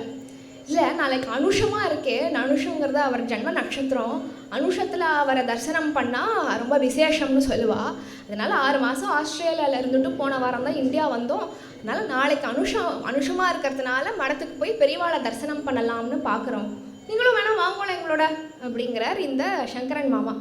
இவருக்கு கரும்பு திங்க கூலியா, உடனே ரெடி ஆகிட்டு வாசலில் போய் அவளுக்கு முன்னாடியே காரில் ஏறி உக்காண்டார் சதாசிவம் மாமா. 3 பேருமா காஞ்சிபுரம் போகிறா. யார், சங்கரன் மாமா, அவர் மனைவி, இந்த சதாசிவம் மாமா. போனோடனே ஒரு மடத்து வாசலில் ஒரு ராத்திரி 12:30-1 மணிக்கு வந்து இறங்குறா. அந்த சங்கரன் மாமா சொல்கிறார், இங்கே பாருங்க, நீங்கள் இங்கேயே இறங்கிக்கோங்க, ராத்திரி மடத்துலையே படுத்துக்கோங்க, நாங்கள் வந்து ஒரு குடும்ப நண்பர் பக்கத்து தெருவில் இருக்கா, அவாத்துக்கு வரோன்னு சொல்லியிருந்தோம், அவாத்துக்கு போய் நாங்கள் அங்கே வரோம், நாங்கள் போய் அங்கே தூங்குறோம், நாளைக்கு காத்தால 3:30 மணிக்கு உங்களை பார்ப்போம், 4 மணிக்கு பெரியவா வருவா விஸ்வரூப தரிசனத்துக்கு, மிஸ் பண்ணிடாதீங்கோ, பெரியவாளை விஸ்வரூபத்தில் பாருங்கோ, நாங்களும் வருவோம், 2 பேரும் சேர்ந்து பார்க்கலாம் அப்படின்ட்டு சொல்லிவிட்டு இவர் ரீவா பாட்டு கிளம்பி போயிட்டா. இவருக்கு என்ன இருந்தால் என்ன, பெரிய ஏதோ மடத்துக்கு வந்துட்டோம் அவ்வளோதான், அதனால் இவர் தூங்கலை, இன்னும் 2 மணி நேரம் தான் இருக்கட்டு, இவர் உட்காந்து ஏதோ ஜபம் பண்ணிட்டு இருக்கார். 3:02 ஆச்சு, எழுந்து ஸ்நானம் பண்ணார், 3:30 ஆச்சு, நல்லா ரெடியாக வெயிட் பண்ணிட்டு இருக்கார். ஆனால் பெரியவாளை பார்க்க போகல, ஏன்னாக்க கும்பகோணத்துலேருந்து ஒருத்தர் கூட்டின்னு வந்துட்டு 2 பேரும் சேர்ந்து தரிசனம் பண்ணலாம்னு சொல்லிட்டு போயிருக்கார். அதனால் அந்த வார்த்தைக்கு ஒரு மரியாதை கொடுத்துட்டு நம்ம வந்து வெயிட் பண்ணுவோமே அப்படின்ட்டு வெயிட் பண்ணுறார். 3:30 ஆச்சு, 3:45 ஆச்சு, 4 ஆச்சு, 4:30 ஆச்சு, விஸ்வரூப தரிசனம்லாம் திறந்து பக்தாள்லாம் பார்த்துன்னு போயின்னு இருக்கா. மணி 5 ஆச்சு, இந்த மாமா காணவே காணும். இவருக்கு வந்து ஒரே ரெஸ்ட்லெஸ்ஸாக இருக்குது, என்னடா இது இவர் இவ்வளோ லேட்டாவா வருவார், ராத்திரி லேட்டாக தான் வந்தோம், அதுக்காக 1 ஹவர் லேட்டாவா வருவா யாராவது அப்படின்ட்டு சொல்லி இவருக்கு கோவம் வருது. இப்படி வெயிட் பண்ணிகிட்டே மரத்து வாசல்லையே இவர் வந்து காத்துட்டு இருக்கார். ஆனால் இன்னும் பெரியவாளை பார்க்க போகல. இப்படி காத்துட்டே இருக்கிறச்சே பின்னாடியிலேருந்து ஒருத்தர் குரல் கொடுக்குறாராம், உங்களை தான் 1/2 மணி நேரமாக கூப்பிட்டுட்டு இருக்கேன், எதுக்கு நீங்கள் வெயிட் பண்ணிட்டு இருக்கேன், உள்ளே வந்து பெரியவாளை பாருங்கோ அப்படின்ட்டு அதட்டி உள்ளே கூட்டின்னு போகிறான். பெரியவா வந்து இவருக்கு பிரசாதம் கொடுத்துருனே, என்ன லேட்டாக வர அப்படின்ட்டு சதாசிவ மாமாவை கேட்டோன்னே, இல்லை பெரியவா, ஒருத்தர் சங்கரன் மாமான்ட்டு அவர் வந்து பெரியவா முடிக்கவே விடலையாம். சங்கரனாவது கிங்கரனாவது, இதே வார்த்தையை சொல்கிறாராம். சங்கரனாவது கிங்கரனாவது, நீ நான் பார்க்கணும்னு நினச்சேன், வந்துட்டேன், கிளம்பிப்போ இப்போ அப்படின்ட்டு விரட்டி அனுப்புகிறார். இவருக்கு ஒன்றுமே புரியல, என்னடா இது, பெரியவா கிட்ட பேசினா எப்பொழுதும் நம்ம சொல்கிறத காது கொடுத்து கேட்டுப்பார், சங்கரன்னு ஆரம்பித்தோன்னையே முடிக்க வச்சுட்டார், சங்கரனாவது கிங்கரனாவதுங்கிறார். அந்த மாமா பாவம், அந்த மாமாவால் தான் நம்ம இங்கே பெரியவாளையே தரிசனம் பண்ண வந்திருக்கோம், அவரை போய் இப்படி திட்டுறாரே பெரியவா அப்படின்ட்டு இவருக்கு ஒன்றுமே புரியல. வந்துட்டு மறுபடியும் மரத்து வாசல்லையே இன்னும் 2 மணி நேரம் காத்துட்டுருக்கார், அந்த மாமா வராரா இல்லையான்ட்டு. உடனே இந்த வாட்ச்மேனை கூப்பிட்டு கேட்குறாராம், மரத்து வாட்ச்மேனை, ஏன்பா நேற்று ராத்திரி நீ தானே இங்கே இருந்த, நான் ஒரு அம்பாசடர் காரில் வந்து இறங்கினேன், அந்த கார் எந்த பக்கமாக போச்சுன்னு உனக்கு ஏதாவது ஐடியா இருக்கா, ஞாபகம் இருக்கா அப்படின்னோடனே அந்த வாட்ச்மேன், இல்லை சாமி, நான் நேற்று ராத்திரி டியூட்டிலேயே இல்லை, இன்னைக்கு காலையில் தான் 7 மணிக்கு வந்தேன் அப்படிங்கிறானா அந்த வாட்ச்மேன். இப்போ நேற்று நைட்டு யார் டியூட்டியில் இருந்தா, டியூட்டியில் இருந்தவன் ஊருக்கு போயிருக்கான், யாரும் டியூட்டிலையும் இல்லை அப்படிங்கிறான் அந்த வாட்ச்மேன். இவருக்கு அப்போ தான் பொறி தட்டித்து, நம்மளை கூட்டின்னு வந்தது ஆஸ்திரேலியாவிலேருந்து வந்த சங்கரன் இல்லை, கைலாசத்துலேருந்து வந்த சாக்ஷாத் அந்த சங்கரன் தான் நம்மளை கூட்டின்னு வந்திருக்கார் அப்படின்ட்டு அப்போ தான் அவருக்கு பொறி தட்டுறது. எதுக்கு இந்த சம்பவத்தை சொல்கிறேன் அப்படின்னா, அவரை பார்க்கணும்னு ஒரு க்ஷணம் மனசார நம்ம நினச்சுட்டா போகிறோம். எப்படி இருந்தாலும், எப்பேற்பட்ட சூழ்நிலையாக இருந்தாலும் நம்மளை கூட்டின்னு வந்து அந்த தரிசனத்தை கொடுத்துருவார்.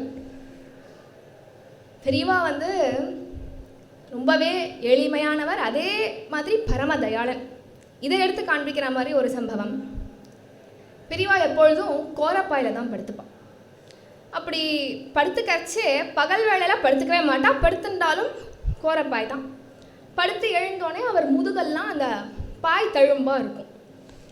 இதை பார்த்துட்டு ஒருத்தர் பத்மநாபன் அப்படின்ட்டு ஒரு பக்தர், அவருக்கு மனசு கஷ்டமாயிடுது. என்னடா இது, பெரியவாளை வந்து ராஜா மாதிரி வச்சுக்க வேண்டாமா, மடத்தில் என்னடான்னா ஒரு கோரப்பாய் தான் கொடுக்குறா, பெரியவாளுக்கு ஒரு வெல்வெட் மெத்தை வேணும் அப்படின்னு சொல்லிட்டு பெரியவா கிட்ட சொல்லாமையே மெட்ராஸ்லேருந்து ஒரு நல்ல வெல்வெட் மெத்தையை தயாரிச்சுட்டு எடுத்துன்னு போகிறார் பெரியவா கிட்ட.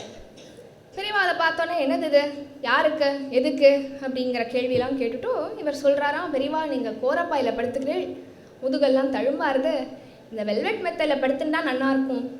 வெல்வெட் மெத்தையா? ஆமாம் பெரியவா. சுகமாக இருக்குமா? ஆமாம் பெரியவா. அண்ணா தூக்கம் வருமா? வரும் பெரியவா, படுத்துக்கோங்க. சரி சரி நீ உட்காரு அப்படின்ட்டு ஒரு 2 மணி நேரம் உட்காந்து வைக்கிறாராம். அந்த மெத்தையை வாங்கிக்கவும் இல்லை, வேண்டாம்னு சொல்லலை, மெத்தையோடையே உட்காந்து வைக்கிறார் 2 மணி நேரம். 2 மணி நேரத்துக்கு கழிச்சு ஒரு வயசான 80 வயசு தாத்தா வரார். வந்துட்டு அவர் ஒரு விவசாயி மாதிரி இருக்கார் பார்க்குறதுக்கு. யூஸ்வலாக பெரியவா வந்து ஒரு ஆப்பிள் பிரசாதம், குங்கும பிரசாதம், திராட்சை அதெல்லாம் கொடுப்பா. இவருக்கு பிரசாதமாக அந்த வெல்வெட் மெத்தையை தூக்கி கொடுத்துட்டாராம்.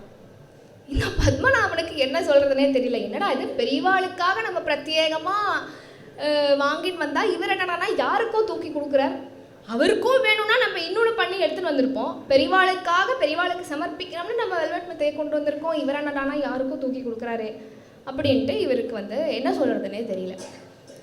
இவரோட எண்ணம் அவருக்கு பெரியவாளுக்கு தெரியாதான்னு உடனே வந்து பத்மநாபனை கூப்பிட்டு அந்த மாமாவை கூப்பிட்டு இவர் சொல்கிறாராம், மகாபாரதம் தெரியுமா உனக்கு? தெரியும் பெரியவா. சரி, மகாபாரதத்தில் பீஷ்மர் தெரியுமா? தெரியும் பெரியவா, ஏதோ படிச்சிருக்கேன். பீஷ்மர் கடைசி காலத்தில் எந்த படுக்கையில் படுத்துட்டார்னு தெரியுமா? அம்பு படுக்கையில் படுத்துட்டார். சரி, பீஷ்மருக்கு வேணும்னு சொல்லியிருந்தா தேவலோகத்திலேருந்து இந்திரன் வந்து ஒரு வெல்வெட் மெத்தையை கொண்டு வந்திருக்க மாட்டானா என்ன? இவருக்கு என்ன சொல்கிறதே தெரியல, அப்படியே நின்றுட்டு இருந்தார்.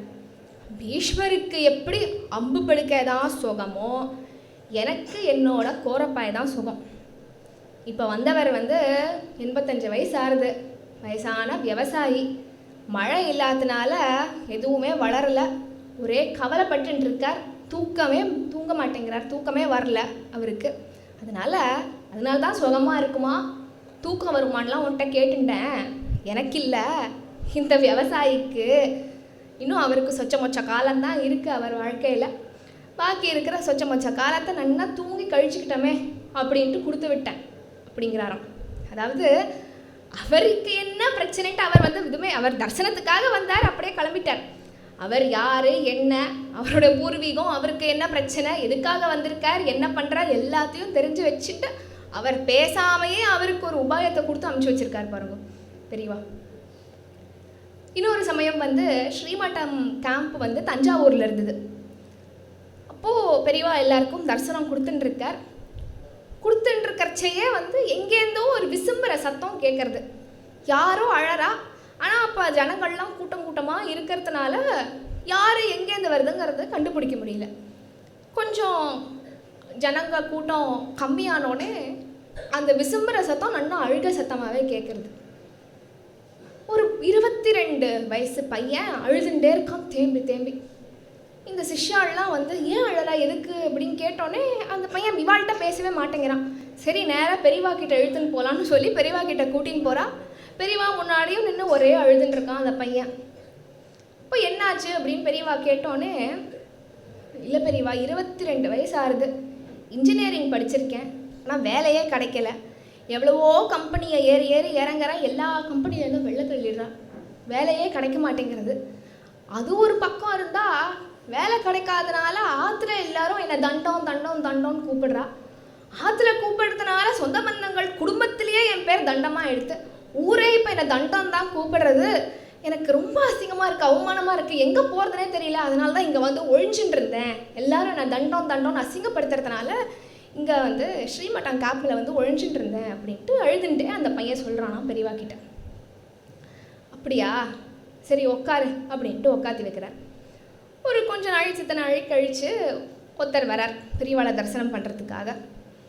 அப்போ அவர் சொல்கிறார், பெரியவா நான் ஒரு இன்ஜினியர். அப்படியா, சரி என் கையில் நான் என்ன வச்சுட்டு இருக்கேன் உனக்கு தெரியுமா அப்படின்ட்டு பெரியவா கேட்குறார். அந்த இன்ஜினியர் மாமாவும் சொல்கிறார், நான் தெரியும் பெரியவா, இது வந்து சன்னியாசிகள்லாம் வச்சுப்பா, இது வந்து துறவர திருக்கோள் அப்படின்ட்டு ரொம்ப சொஃபிஸ்டிகேட்டடாக அவர் சொல்கிறார். சரி அது சரி, எல்லாருக்கும் புரிகிற மாதிரி இதுக்கு ஒரு பேர் இருக்குது, அது பேர் என்ன, தண்டம் அப்படின்பா. இந்த தண்டத்துக்கு ஒரு வேலை கொடுக்க முடியுமா உன்னால் அப்படின்னு கேட்குறாராம் பெரியவா. தண்டத்துக்கு வேலையா, யாருக்கும் புரியல. இப்போ பெரியவா வந்து சொல்கிறாரா, அங்கே பாரு அங்கே ஒரு பையன் உட்காண்ட்ருக்கான், எல்லாரும் அவனை தண்டம் கூப்பிடுறாளாம், அவனுக்கு ஒரு வேலை கொடுக்க முடியுமா அப்படின்னு கேட்டோடனே, கொடுக்குறேன் பெரியவா, நீங்கள் சொல்லிட்டா வேறு என்ன, நான் இப்போவே கூட்டின்னு போய் வேலை கொடுக்குறேன் அப்படின்ட்டு அந்த இன்ஜினியரிங் மாமா சொல்கிறார். அந்த பையனை அப்புறம் கூப்பிட்டு புரிய வைக்கிறாராம் பெரியவா. நான் உன்னை எல்லாரும் தண்டோன்னு கூப்பிடுறா, என் கையிலையும் நான் ஒரு தண்டத்தை தான் வச்சுட்டு இருக்கேன். அப்போது உன்னை தண்டோன்னு கூப்பிடுறா, என் கையில் நான் தண்டத்தை வச்சுட்டு இருக்கேன்னா என்ன அர்த்தம், என் கையில் நான் உன்னையும் வச்சுட்டு இருக்கேன் அப்படிங்கிறாராம். சன்னியாசி கிட்ட இருக்கிறதும் தண்டம் தான், ராஜா கிட்ட இருக்கிறதும் தண்டம் தான். என் கையில் நான் தண்டத்தை வச்சுட்டு இருக்கேன்னா என் கையில் நான் உன்னையும் வச்சுட்டு இருக்கேன், நீ எதுக்கு கவலைப்படுற, அதான் அவர் வேலை கொடுக்குறாருன்னு சொல்லிட்டாருன்னு கிளம்பு நீ அப்படின்ட்டு அந்த பையனுக்கு வேலையை வாங்கி கொடுத்து சமாதானப்படுத்தி அவனோட சரணாகத்தியை அக்செப்ட் பண்ணிட்டு ஏற்றுட்டு நான் இனிமேல் என் கையில் நான் உன்னை வச்சுக்கிறேன்னு சொல்லி அந்த பையனை அனுப்பிச்சி வைக்கிறாரு பெரியவா. ஒரு சமயம் இந்த மடத்துக்கு வந்து தரிசனம் பண்ணுறதுக்கு குழந்தையெல்லாம் வந்தால் அவளை ஹேண்டில் பண்ணுற விதமே வேறு மாதிரி இருக்கும். ஒரு சமயம் அனுஷம் ரொம்ப கூட்டம் மடத்தில் மணிக்கணக்காக கியூ நிற்கிறது. ஒரு அம்மா தன்னோட 5 வயசு பிள்ளையோட வந்து பெரியவாளை தரிசனம் பண்ணுறதுக்காக வந்திருக்கா. அந்த பிள்ளை வந்து எவ்வளோ நாள் தான் அதுவும் நிற்கும் பாவம், 1 மணி நேரம் நிறுத்து 2 மணி நேரம் நிறுத்து, அதுவும் முடியல, அழ ஆரம்பிக்கிறது, அழுறது, குத்துறது, அடிக்கிறது. அப்போ அந்த அம்மாவும் கொஞ்ச நாள் பொறுத்துட்டு கொஞ்ச நாள் கழித்து அடிக்க போனான். அப்போ பார்த்துட்டார் பெரியவா. எங்கேயோ பார்த்துட்டு இருந்தவர், அவன் அந்த அம்மா எங்கேயோ நின்றுட்டுருக்கா, யார் கூடயோ பேசிகிட்டு இருந்தவர் அந்த அம்மா அடிக்க போனோடனே அடிக்காத இங்கே வா அப்படின்ட்டு அந்த பிள்ளையும் அம்மாவையும் கூப்பிடுறாராம். கூப்பிட்டோன்னே இந்த அம்மா அஷிஷோ பெரியவா வந்து இந்த குழந்தை இப்படி அசடாக இருக்கிறத பார்த்துட்டா நம்மளை பற்றி என்ன நினச்சிப்பா, என் பிள்ளைய பற்றி என்ன நினச்சிப்பான்ட்டு கவலைப்பட்டுட்டே வரா. இது அந்த அம்மாவுக்கு இருக்கிற கவலை. அந்த குழந்தைக்கு அஷிஷோ உமாச்சி தாத்தா நம்ம வந்து அம்மாவை அடிக்கிறதெல்லாம் பார்த்துட்டோம், இப்போ நம்ம வந்து அம்மாவை அடிக்காத நான் உனக்கு அடி கொடுக்குறேன்னு சொல்கிறதுக்கு தான் கூப்பிடுறாரோ என்னவோன்னு அந்த குழந்தையும் பயந்துட்டே வருதான். அந்த குழந்தைய முறைச்சி பார்த்துட்டே அந்த லங்கடா எடுத்துன்னு வாடா அப்படின்ட்டாராம். உடனே இந்த குழந்தைக்கு ஒரே பயம், ஷிஷோ லங்கடாங்கிறது ஏதோ பெரிய குச்சி போல இருக்கு, நம்ம வந்து நன்னா அடி வாங்க போகிறோம் உமாச்சி தாத்தா கிட்டேருந்து அப்படின்னு குழந்தை பயந்துட்டே நிற்கிறது. உள்ளே அந்த சிஷ்யர் வந்து உள்ளே போய் ஒரு ரூம்லேருந்து அந்த லங்கடாவை எடுத்துன்னு வரார். இந்த குழந்தை ஏதோ எல்லாருக்கும் லங்கனானா என்னன்னே புரியல, ஏதோ குச்சி போல இருக்குன்னு எல்லாரும் நினச்சிட்டு இருக்கா. அவர் வெளியில் வந்து பார்த்தா அவர் கையில் ஒரு அழகான குண்டு மாம்பழம். அந்த மாம்பழத்தை வாங்கி குழந்தைகிட்ட கொடுத்து, லங்கனானா ஒரு மாம்பழம், இப்போ நான் உத்தரப்பிரதேசம் போனேனோன்னு அங்கேருந்து நான் உனக்கு ஸ்பெஷலாக நான் எடுத்துன்னு வந்தேன், இந்த ஓரமாக உட்காந்து சாப்பிடு அப்படிங்கிறாராம் பெரியவா. குழந்தைகள் தரிசனம் பண்ண வந்தால் அவரும் ஒரு குழந்தையா எப்படி மாறுறாரு பாருங்க. அதே மாதிரி தப்பு காரியம் பண்ணால் ஒரு அம்மா எப்படி தன்னுடைய பிள்ளைய தண்டிப்பாளோ, பிள்ளைய வந்து திருத்துவாளோ, அதே மாதிரி திருத்துவார் பெரியவா. ஒரு சமயம் ஒரு பக்தர் வந்தார் பெரியவாளை தரிசனம் பண்ணுறதுக்காக. அவர் வந்து வந்தோடனே தேம்பி அழறார். என்ன அப்படின்னா, கிட்னி ப்ராப்ளம், ஏதாவது ஒரு உபாயம் கொடுங்க பெரியவா அப்படின்ட்டு அழுதுகிட்டே இருக்கார். எப்பொழுதுமே ஏதாவது உடம்பு முடியல அப்படின்னா பெரியவா ஒரு உபாயம் கொடுத்து அவளை சமாதானப்படுத்தி அவளுக்கு அனுகிரகம் பண்ணி அனுப்புவாள். இந்த தடவை என்ன, இவாளுக்கெலாம் கான்டெக்ஸ்டே இல்லை. ஆனால் வந்தவருக்கு புரிஞ்சு போயிடுது. பெரியவா நம்மளை பற்றி பெரியவாளுக்கு தெரிஞ்சு கொடுத்து, பெரியவா க்ஷமிக்கணும் பெரியவா, தப்பு பண்ணிட்டேன் அப்படின்ட்டு அவர் சொல்கிறார். சுற்றி இருக்கிறவளுக்கு ஒன்றும் புரியல. அப்போ பெரியவா சொல்கிறார், சரி என்ன ப்ராப்ளம் உனக்கு? கிட்னி ப்ராப்ளமா? ஆமாம் பெரியவா. இந்த நாட்டு மருந்து கடையில் வசம்புன்னு ஒன்று விற்பா, அதை வாங்கி நன்னா உள்ளங்கையில் குழைச்சி தொப்பையில் தடவிக்கோ, வயத்தில் தடவிக்கோ, எல்லாம் சரியாயிடும் அப்படின்ட்டு சொல்லி அனுப்புகிறார். அப்புறம்தான் ஒரு 15 நாள் கழித்து அவரும் திருப்பி வந்து, பெரியவா இப்போ இந்த ப்ராப்ளமும் இல்லை, டாக்டர்ஸ்லாம் வந்து சரியாயிட்டுருக்குன்னு சொல்கிறா, நான் இனிமேல் தர்ம காரியத்தை ஈடுபடுறேன் அப்படின்ட்டு சொல்லி அவரும் கிளம்புறார். அப்போவுமே யாருக்குமே புரியல. அப்புறம்தான் தெரிய வருது, இவரோட மூதாதையர்கள் பயங்கர பணக்காரா, நிறையா சொத்து பத்து வச்சுட்டு போயிருக்கா. எதுக்கு வச்சுட்டு போயிருக்கான்னா, அந்த சொத்துலேருந்து ஒரு ட்ரஸ்ட் அமைச்சு அந்த பணத்தை தர்ம காரியங்களுக்கு, அன்னதானத்துக்கு, முடியாதவாளுக்கு படிப்புக்கு செலவு பண்ணணுன்ட்டு வச்சுட்டு போயிருக்கா. இவர் என்ன பண்ணியிருக்கார், அந்த சொத்தில் இருக்கிற பைசாவெல்லாம், ட்ரஸ்ட்டில் இருக்கிற பைசாவெல்லாம் சுவாகா பண்ணியிருக்கார்.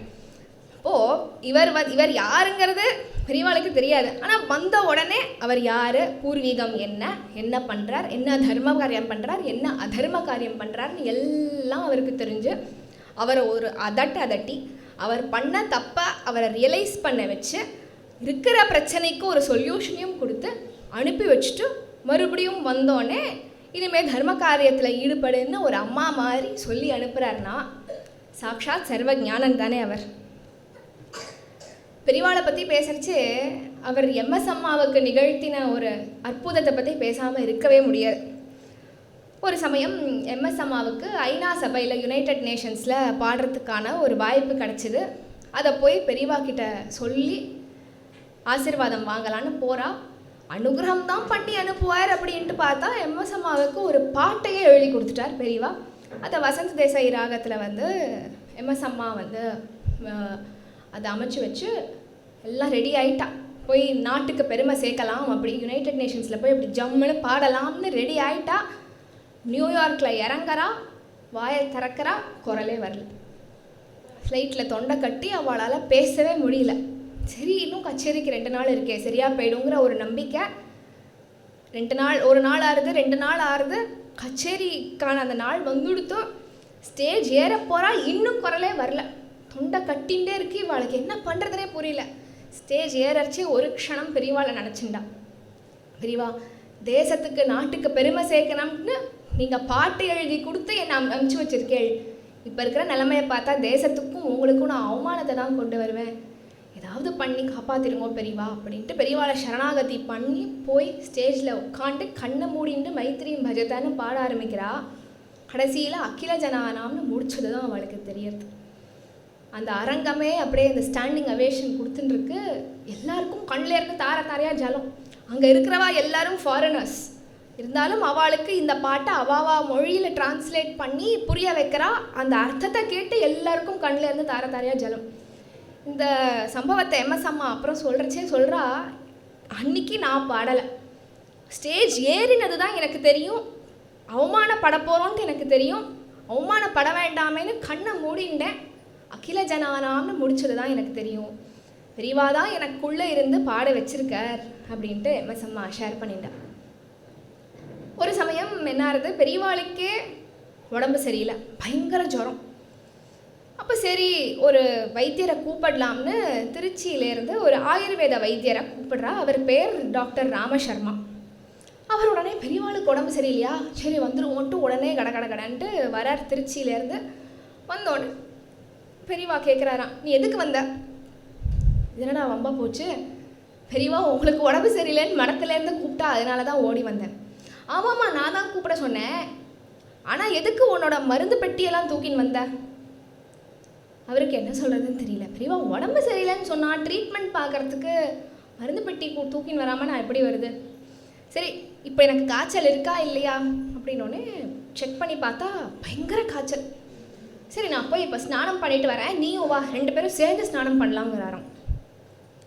இவருக்கு என்ன சொல்கிறதுன்னு தெரியல. காய்ச்சலோட யாராவது ஸ்நானம் பண்ண போவாளா? அவருக்கு என்ன சொல்கிறதுன்னு தெரியல. சரி பெரியவா சொல்கிறார், என்னதான் நடக்கிறதுன்னு போய் பார்ப்போமேன்னு போகிறார். வந்துட்டு 3 தடவை விஷ்ணு சஹஸ்ரநாமத்தை பாராயணம் பண்ணுறாராம் பெரியவா இவரோட சேர்ந்து. இப்போ காய்ச்சல் இருக்கா பாரு அப்படின்னு டெஸ்ட் பண்ணி பார்த்தா சுத்தமாக காய்ச்சல் இருந்த மாதிரியே இல்லையாம், அறியும் இல்லையாம் குறியும் இல்லையாம். அப்போது பெரியவா சொல்கிறாராம், இனிமேல் இந்த மருந்து பெட்டிலாம் விலக்கி வச்சிரும், இனிமேல் உன் பேஷண்ட்டுக்கு ப்ரிஸ்கிரிப்ஷனில் மருந்தவோடு சேர்த்து விஷ்ணு சஹஸ்ரநாமம் × 3 எழுதி கொடுத்துரு. காய்ச்சல்னு இல்லை, எல்லா விதமான நோய்களுக்கும் சின்ன கோல்டுலேருந்து கொடிய நோய்க்கும் ஒரே வைத்தியம் என்ன அப்படின்னா விஷ்ணு சஹஸ்ரநாமம். உன் பேஷண்ட்டுக்கெலாம் பெரியவா சொன்னானே நீ சொல்லி கொடு, இதை உணர்த்துறதுக்கு தான் உன்னை அங்கேருந்து கூப்பிட்டேன். இப்போ கற்றுன்ட்டேனோ போ, இப்போ இனிமேல் எல்லாருக்கும் விஷ்ணு சஹஸ்ரநாமத்தை ப்ரிஸ்கிரிப்ஷனில் எழுதி கொடு அப்படின்ட்டு சொல்லி பெரியவா அனுப்புகிறாராம். குரு பக்தி தான் ஒரு மனுஷனுக்கு வாழ்க்கையில் உயர்வை தரும் அப்படிங்கிறத உபதேசம் மீண்டும் மீண்டும் மீண்டும் பண்ணவர் பெரியவா. அதில் பெரியவாளுக்கு எத்தனையோ ஸ்லோகம் இருக்குது. நம்ம பெரியவாளுக்கு எத்தனையோ ஸ்லோகங்களை சமர்ப்பிக்கிறோம். அவர் மேலேயே எத்தனையோ ஸ்லோகங்கள் எத்தனையோ பேர் எழுதியிருக்கா. ஆனால் பெரியவாளுக்கு ரொம்ப பிடிச்ச ஒரு ஸ்லோகம் அப்படின்னா தோட்டகாஷ்டகம். தோட்டகாஷ்டகத்தோட பின்னணி கதை என்னென்னா, ஆதிசங்கர பகவத் பாதாளுக்கு ஒரு சிஷ்யர், அவருடைய பெயர் கிரி. பரமசாது. அவர் பேசினா பக்கத்தில் நின்றுருக்கிறவருக்கு கூட காது கேட்கலாம், அவ்வளோதான் அவருக்கு குரலே வருமா. ஆனால் குரு பக்தியில் அவரை மிஞ்ச முடியாதான். இது சங்கர பகவத் பாதாளுக்கு தெரியும். அதனால் எப்பொழுதும் இந்த கிரி மேலே அவருக்கு ஒரு தனி பிரீத்தி உண்டு. எப்பொழுதும் கிரிக்காக வெயிட் பண்ணிட்டு கிரியை என்ன பண்ணுறான் ஏது பண்ணுறான்னு பார்த்துட்டே இருப்பாராம் இந்த சங்கர பகவத் பாதாள். ஒரு சமயம் எல்லாம் கிளம்புறதுக்கு ரெடி ஆகிட்டா எங்கேயோ போகிறதுக்கு. அப்போ இந்த கிரி மட்டும் காணுமா. இப்போ கிரிக்காக ரொம்ப நாள் காத்துட்டு இருந்தாராம் சங்கர பகவத் பாதாள். அப்போ மற்ற சிஷ்யர்களுக்கெல்லாம் கோவம் வந்துடுத்தாங்க, என்னடா இது நம்மளாம் இங்கே இருக்கோம், நம்மளெல்லாம் கட்டுக்க மாட்டேங்கிறார், கிரி மட்டும் இல்லைன்ட்டு வெயிட் பண்ணிட்டு இருக்காரு இவர் அப்படின்ட்டு. இவர் கிரி எங்கே இருக்காருன்னு இவரே போய் பார்க்கறச்சு சங்கர பகவத் பாதாளுடைய காவி காஷாடையெல்லாம் தோச்சிட்டு அந்த கைங்கரியம் பண்ணிட்டு இருக்கார் இந்த கிரி. ஆச்சாரியாலை பார்த்தோன்னே நம்மளை தேடி ஆச்சாரியால் வந்திருக்காருன்ட்டு எல்லாத்தையும் கீழே போட்டு வாயை திறந்து கூட பேசாதவர் பாட ஆரம்பிக்கிறாராம்.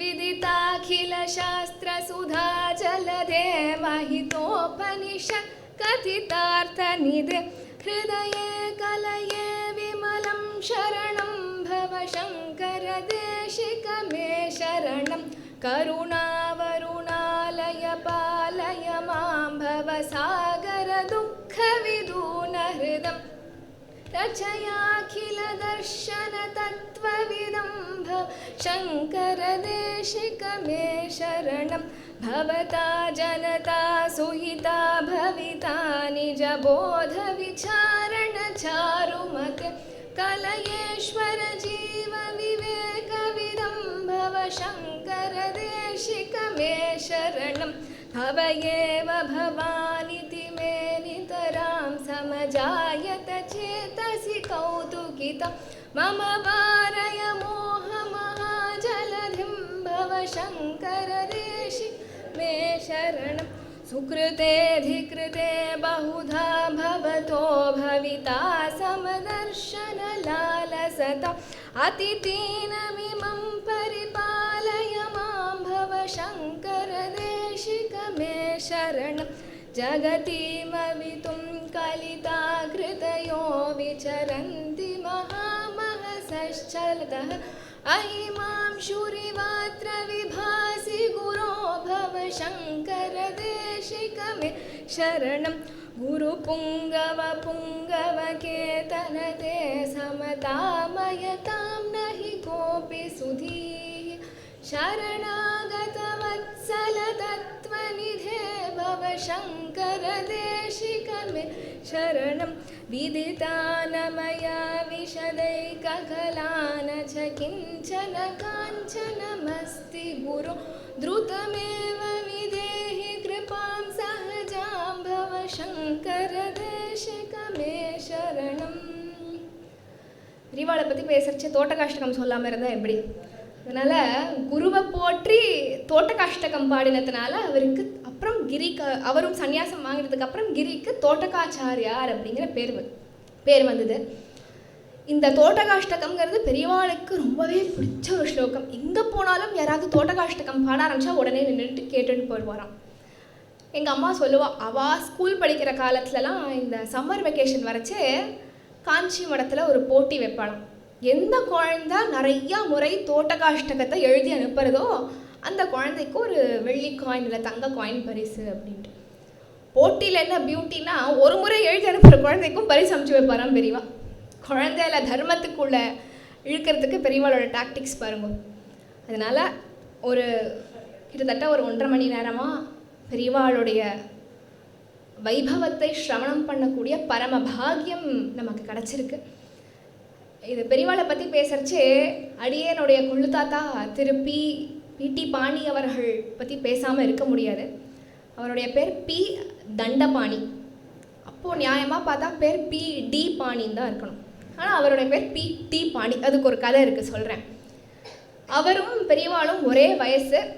பெரியவா வந்து தாத்தாவை வந்து வாடா போடான்னு தான் கூப்பிடுவார். பெரியவாளோட உத்தரவில் சம்ஸ்கிருத ஸ்லோகங்களை முதல்ல இந்த கிரி லிஃப்கோக்கெல்லாம் முன்னாடி முதல்ல பப்ளிஷ் பண்ண ஆரம்பித்தவர் எங்கள் கொள்ளு தாத்தா. பி.டி. பாணி பப்ளிகேஷன்ஸ் அப்படிங்கிற பேரில் பெரியவா உத்தரவோடு தான் ஆரம்பித்தார். பெரியவா உத்தரவோடு ஆரம்பித்து எல்லாருக்கும் கொடுத்துட்டு இருந்தார் அந்த ஸ்லோக புஸ்தகங்களை. தாத்தாவுக்கு ரொம்ப கோவம் வருவான். அப்போது பெரியவா வந்து சொல்லி பார்த்தாராம், இவ்வளோ கோவம் மனுஷனுக்கு ஆகாதுரா, கொஞ்சம் குறைச்சிக்கோ, மாற்றிக்கோ, ஸ்வபாவத்தை மாற்றிக்கோ அப்படின்ட்டு சொல்லி பார்த்தார். தாத்தா கேட்குற மாதிரி தெரியல. ஒரு நாள் என்ன பண்ணார், உனக்கு ரொம்ப கோவம் வருது, உன் குளுமையாக நீ இருக்கணும், உன் பேரும் குளுமையாக இருந்தால் நீயும் குளுமையாக இருப்ப, அதனால் உனக்கு இன்றைக்கி பேரை மாற்றுறேன் அப்படின்னாராம்.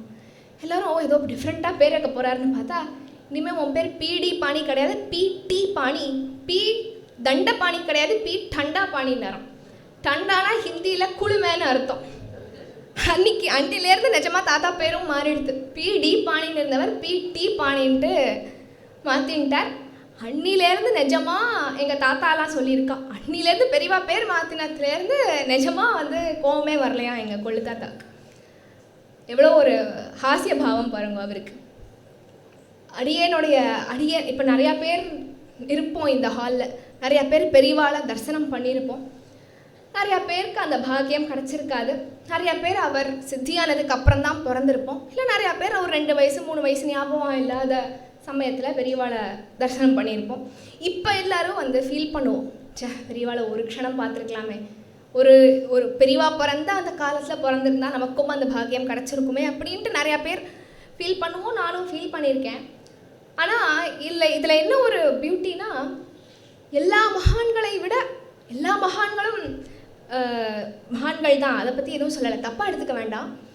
ஆனால் பெரியவா மட்டும் ரொம்பவே ஒரு எளிமையானவர். ஒரு க்ஷணம் கூட பெரியவான்ட்டு அவரை நினச்சாலே இதோ நான் இங்கே தான் இருக்கேன்னு காண்பிக்கக்கூடிய மகான் அது பெரியவா தான், அட்லீஸ்ட் எனக்கு. அதனால் பெரியவாளை பார்க்கலையே, பெரியவாளை தரிசனம் பண்ண முடியலையேன்ட்டு நம்ம வருத்தமே படக்கூடாது. எனக்கு இன்றைக்குமே வந்து அவர் வந்து பிரத்யக்ஷமாக நம்ம கூட இருந்துட்டு எல்லாத்தையும் நடத்தி வச்சுட்டுருக்கார். மாமி வந்து இன்றைக்கி தான் ஃபஸ்ட் டைம் நான் எங்கள் சரணாலயத்துக்கு வரேன், இன்றைக்கி தான் அந்த பாக்கியம் கிட்டியிருக்கு. அந்த கதையெல்லாம் ஒன்றுனா சொல்லிச்சு எனக்கு வந்து என்ன சொல்கிறதுனே தெரியல. புல்லரிக்கிறது. ஒரு அந்த பெரியவா விக்கிரகம் எப்படி வந்தது, அதுக்கு பின்னாடியான கதை, எப்படி அவர் எல்லாத்தையும் அமைச்சிண்டார் அப்படின்ட்டு சொல்கிறச்சே எனக்கு வந்து ரொம்பவே புல்லரிச்சுது. இப்பேற்பட்ட ஒரு இடத்துல என்ன கூப்பிட்டு பேச வச்சுருக்காருன்னா அதை விட வேறு என்ன எனக்கு வேணும் இல்லையா? இன்ஃபேக்ட் மாமி சொன்ன மாதிரி கிருஷ்ணா ஸ்வீட்ஸ்லேருந்தே ஒரு 6 மாதம் முன்னாடி கூப்பிட்ருந்தா. அப்போ எனக்கு எக்ஸாம்ங்கிறதுனால என்னால் முடியல. அதுக்கப்புறம் ஒரு ஜனவரி மாதம் மாமியே வந்து ஃபோன் பண்ணி கேட்டிருந்தா. அப்போ எனக்கு வர முடியாத ஒரு சூழ்நிலை. நம்ப மாட்டேன், மாமி ஒரு விஷயத்த சொல்ல விட்டுட்டா. போன டியூஸ்டேவோ மண்டேவோ வந்து அம்மா சொல்லியிருந்தா, நாளைக்கு அடுத்த வாரம் அனுஷா வருது, போன மாதமே அவள் கூப்பிட்டா நம்மளால் போக முடியல, அடுத்த வாரம் அனுஷம் வருது, கையோடு அவளுக்கு ஃபோன் பண்ணி இந்த மாதம் அனுஷம் ஃப்ரீயாக இருக்கியா அப்படின்ட்டு கேட்டுக்கோ, ஃப்ரீயாக இருந்ததுன்னா போயிட்டு வந்துரு அப்படின்ட்டு அம்மா சொன்னான். நான் வந்து சரி பண்ணுறேன்ட்டு அப்படின்ட்டு கொஞ்சம் வேலையில் பிஸி ஆகிட்டேன், பண்ணலை. அடுத்த நாளே வந்து அம்மா சொன்ன அடுத்த நாளே எனக்கு வந்து கிருஷ்ணா ஸ்வீட்ஸ்லேருந்து பூர்ணிமா மேடம் மெசேஜ் அனுப்பிச்சிருந்தா, இந்த மாதம் அனுஷம் ஃப்ரீயாக இருக்கியாமான்ட்டு. ஃப்ரீயாக இருக்கேன், தயவு செஞ்சு புக் பண்ணிவிடுங்கோ, நான் வரேன் அப்படின்ட்டு நான் சொல்லியிருந்தேன். இவாளுக்கும் ஒரு திருவிளையாடல் நடத்தி எனக்கும் வந்து நான் கேட்க விட்டுட்டேன்ட்டு, சரி அவள் தான் கேட்கலையே நம்ம எதுக்கு அவளை கூப்பிடணும் அப்படின்ட்டு யோசிக்காமல் அவரே மறுபடியும் கிருஷ்ணா ஸ்வீட்ஸ் மூலமாக என்னை கூப்பிட்டு வச்சு இப்படி இங்கே 1.5 மணி நேரம் அவரோட வைபவத்தை சொல்லக்கூடிய பரம பாக்கியத்தை கொடுத்துருக்கார். அப்படின்னா நான் சொல்கிறேங்கிறது கிடையாது, அவர் பேச வச்சுருக்கார். நீங்கள்லாம் வந்தேங்கிறது கிடையாது, உங்களெல்லாம் அனுப்பி வச்சுருக்கார். போய் 1.5 மணி நேரம் என்னோட ஸ்மரணையில் ஈடுபடுன்ட்டு அனுப்பி வச்சுருக்கார். கேட்டவாளுக்கும் உங்கள் குடும்பத்தில் இருக்கிற எல்லாருக்கும் பெரியவாளுடைய கட்டாட்சம் பரிபூர்ணமாக இருக்கணும். மேலும் மேலும் நீங்கள் என்ன விஷயம் பண்ணாலும் அது பெரியவாளுடைய உத்தரவோட பெரியவா கட்டாட்சத்தோட பண்ணணுங்கிறத பிரார்த்திச்சுண்டு உபன்யாசத்தை பூர்த்தி பண்ணிக்கிறேன். இவ்வளோ நாள் பொறுமையாக உட்காந்து சிரவணம் பண்ண எல்லாருக்கும் அடியேனுடைய கிருத்தஞையை தெரிவிச்சுக்கிறேன். கோபிகா ஜீவனஸ்மரணம் கோவிந்தா கோவிந்தா. நமः பார்வதி பதயே. जानकी कांतस्मरणं जय जय राम राम. सद्गुरुनाथ महाराज की जय.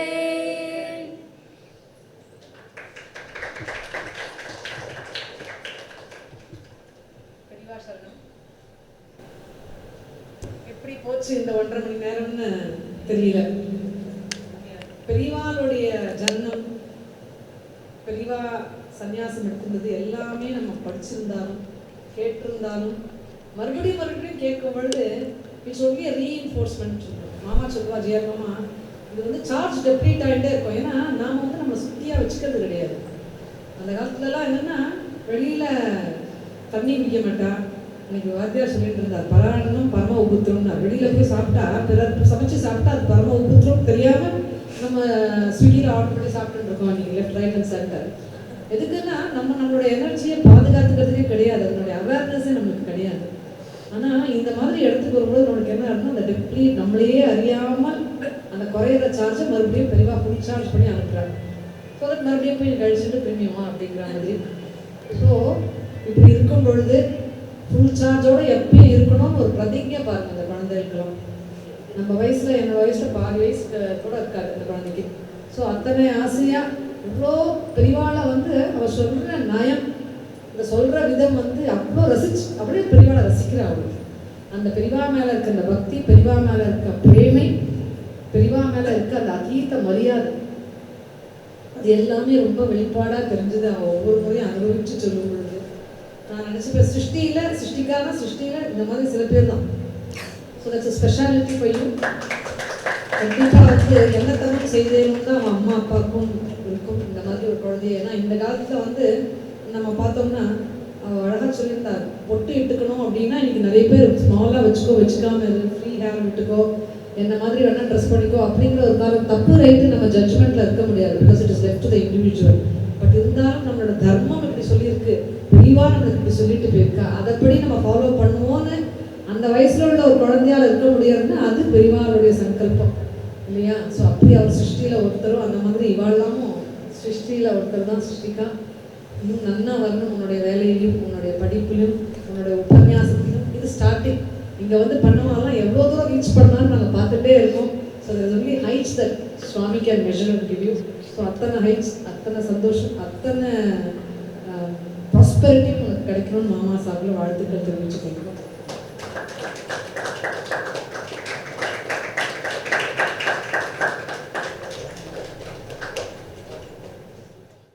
Even before the phrase corporate social responsibility gained significance, it was textured into the group's value systems. And today, this phrase has been redefined by Mr. Murali as citizen social responsibility. Chennai 365, an effort by SKS in association with social, sports and cultural bodies to do good to a vibrant Chennai. To Sri Krishna Sweets, it's no mere rule. It's not just an act. It's every citizen's social responsibility. After all, we make a living by what we get, but we make a life by what we give. And in the process, create a world where life's best bonds are built with love and care. And in time, they will become our strongest bond.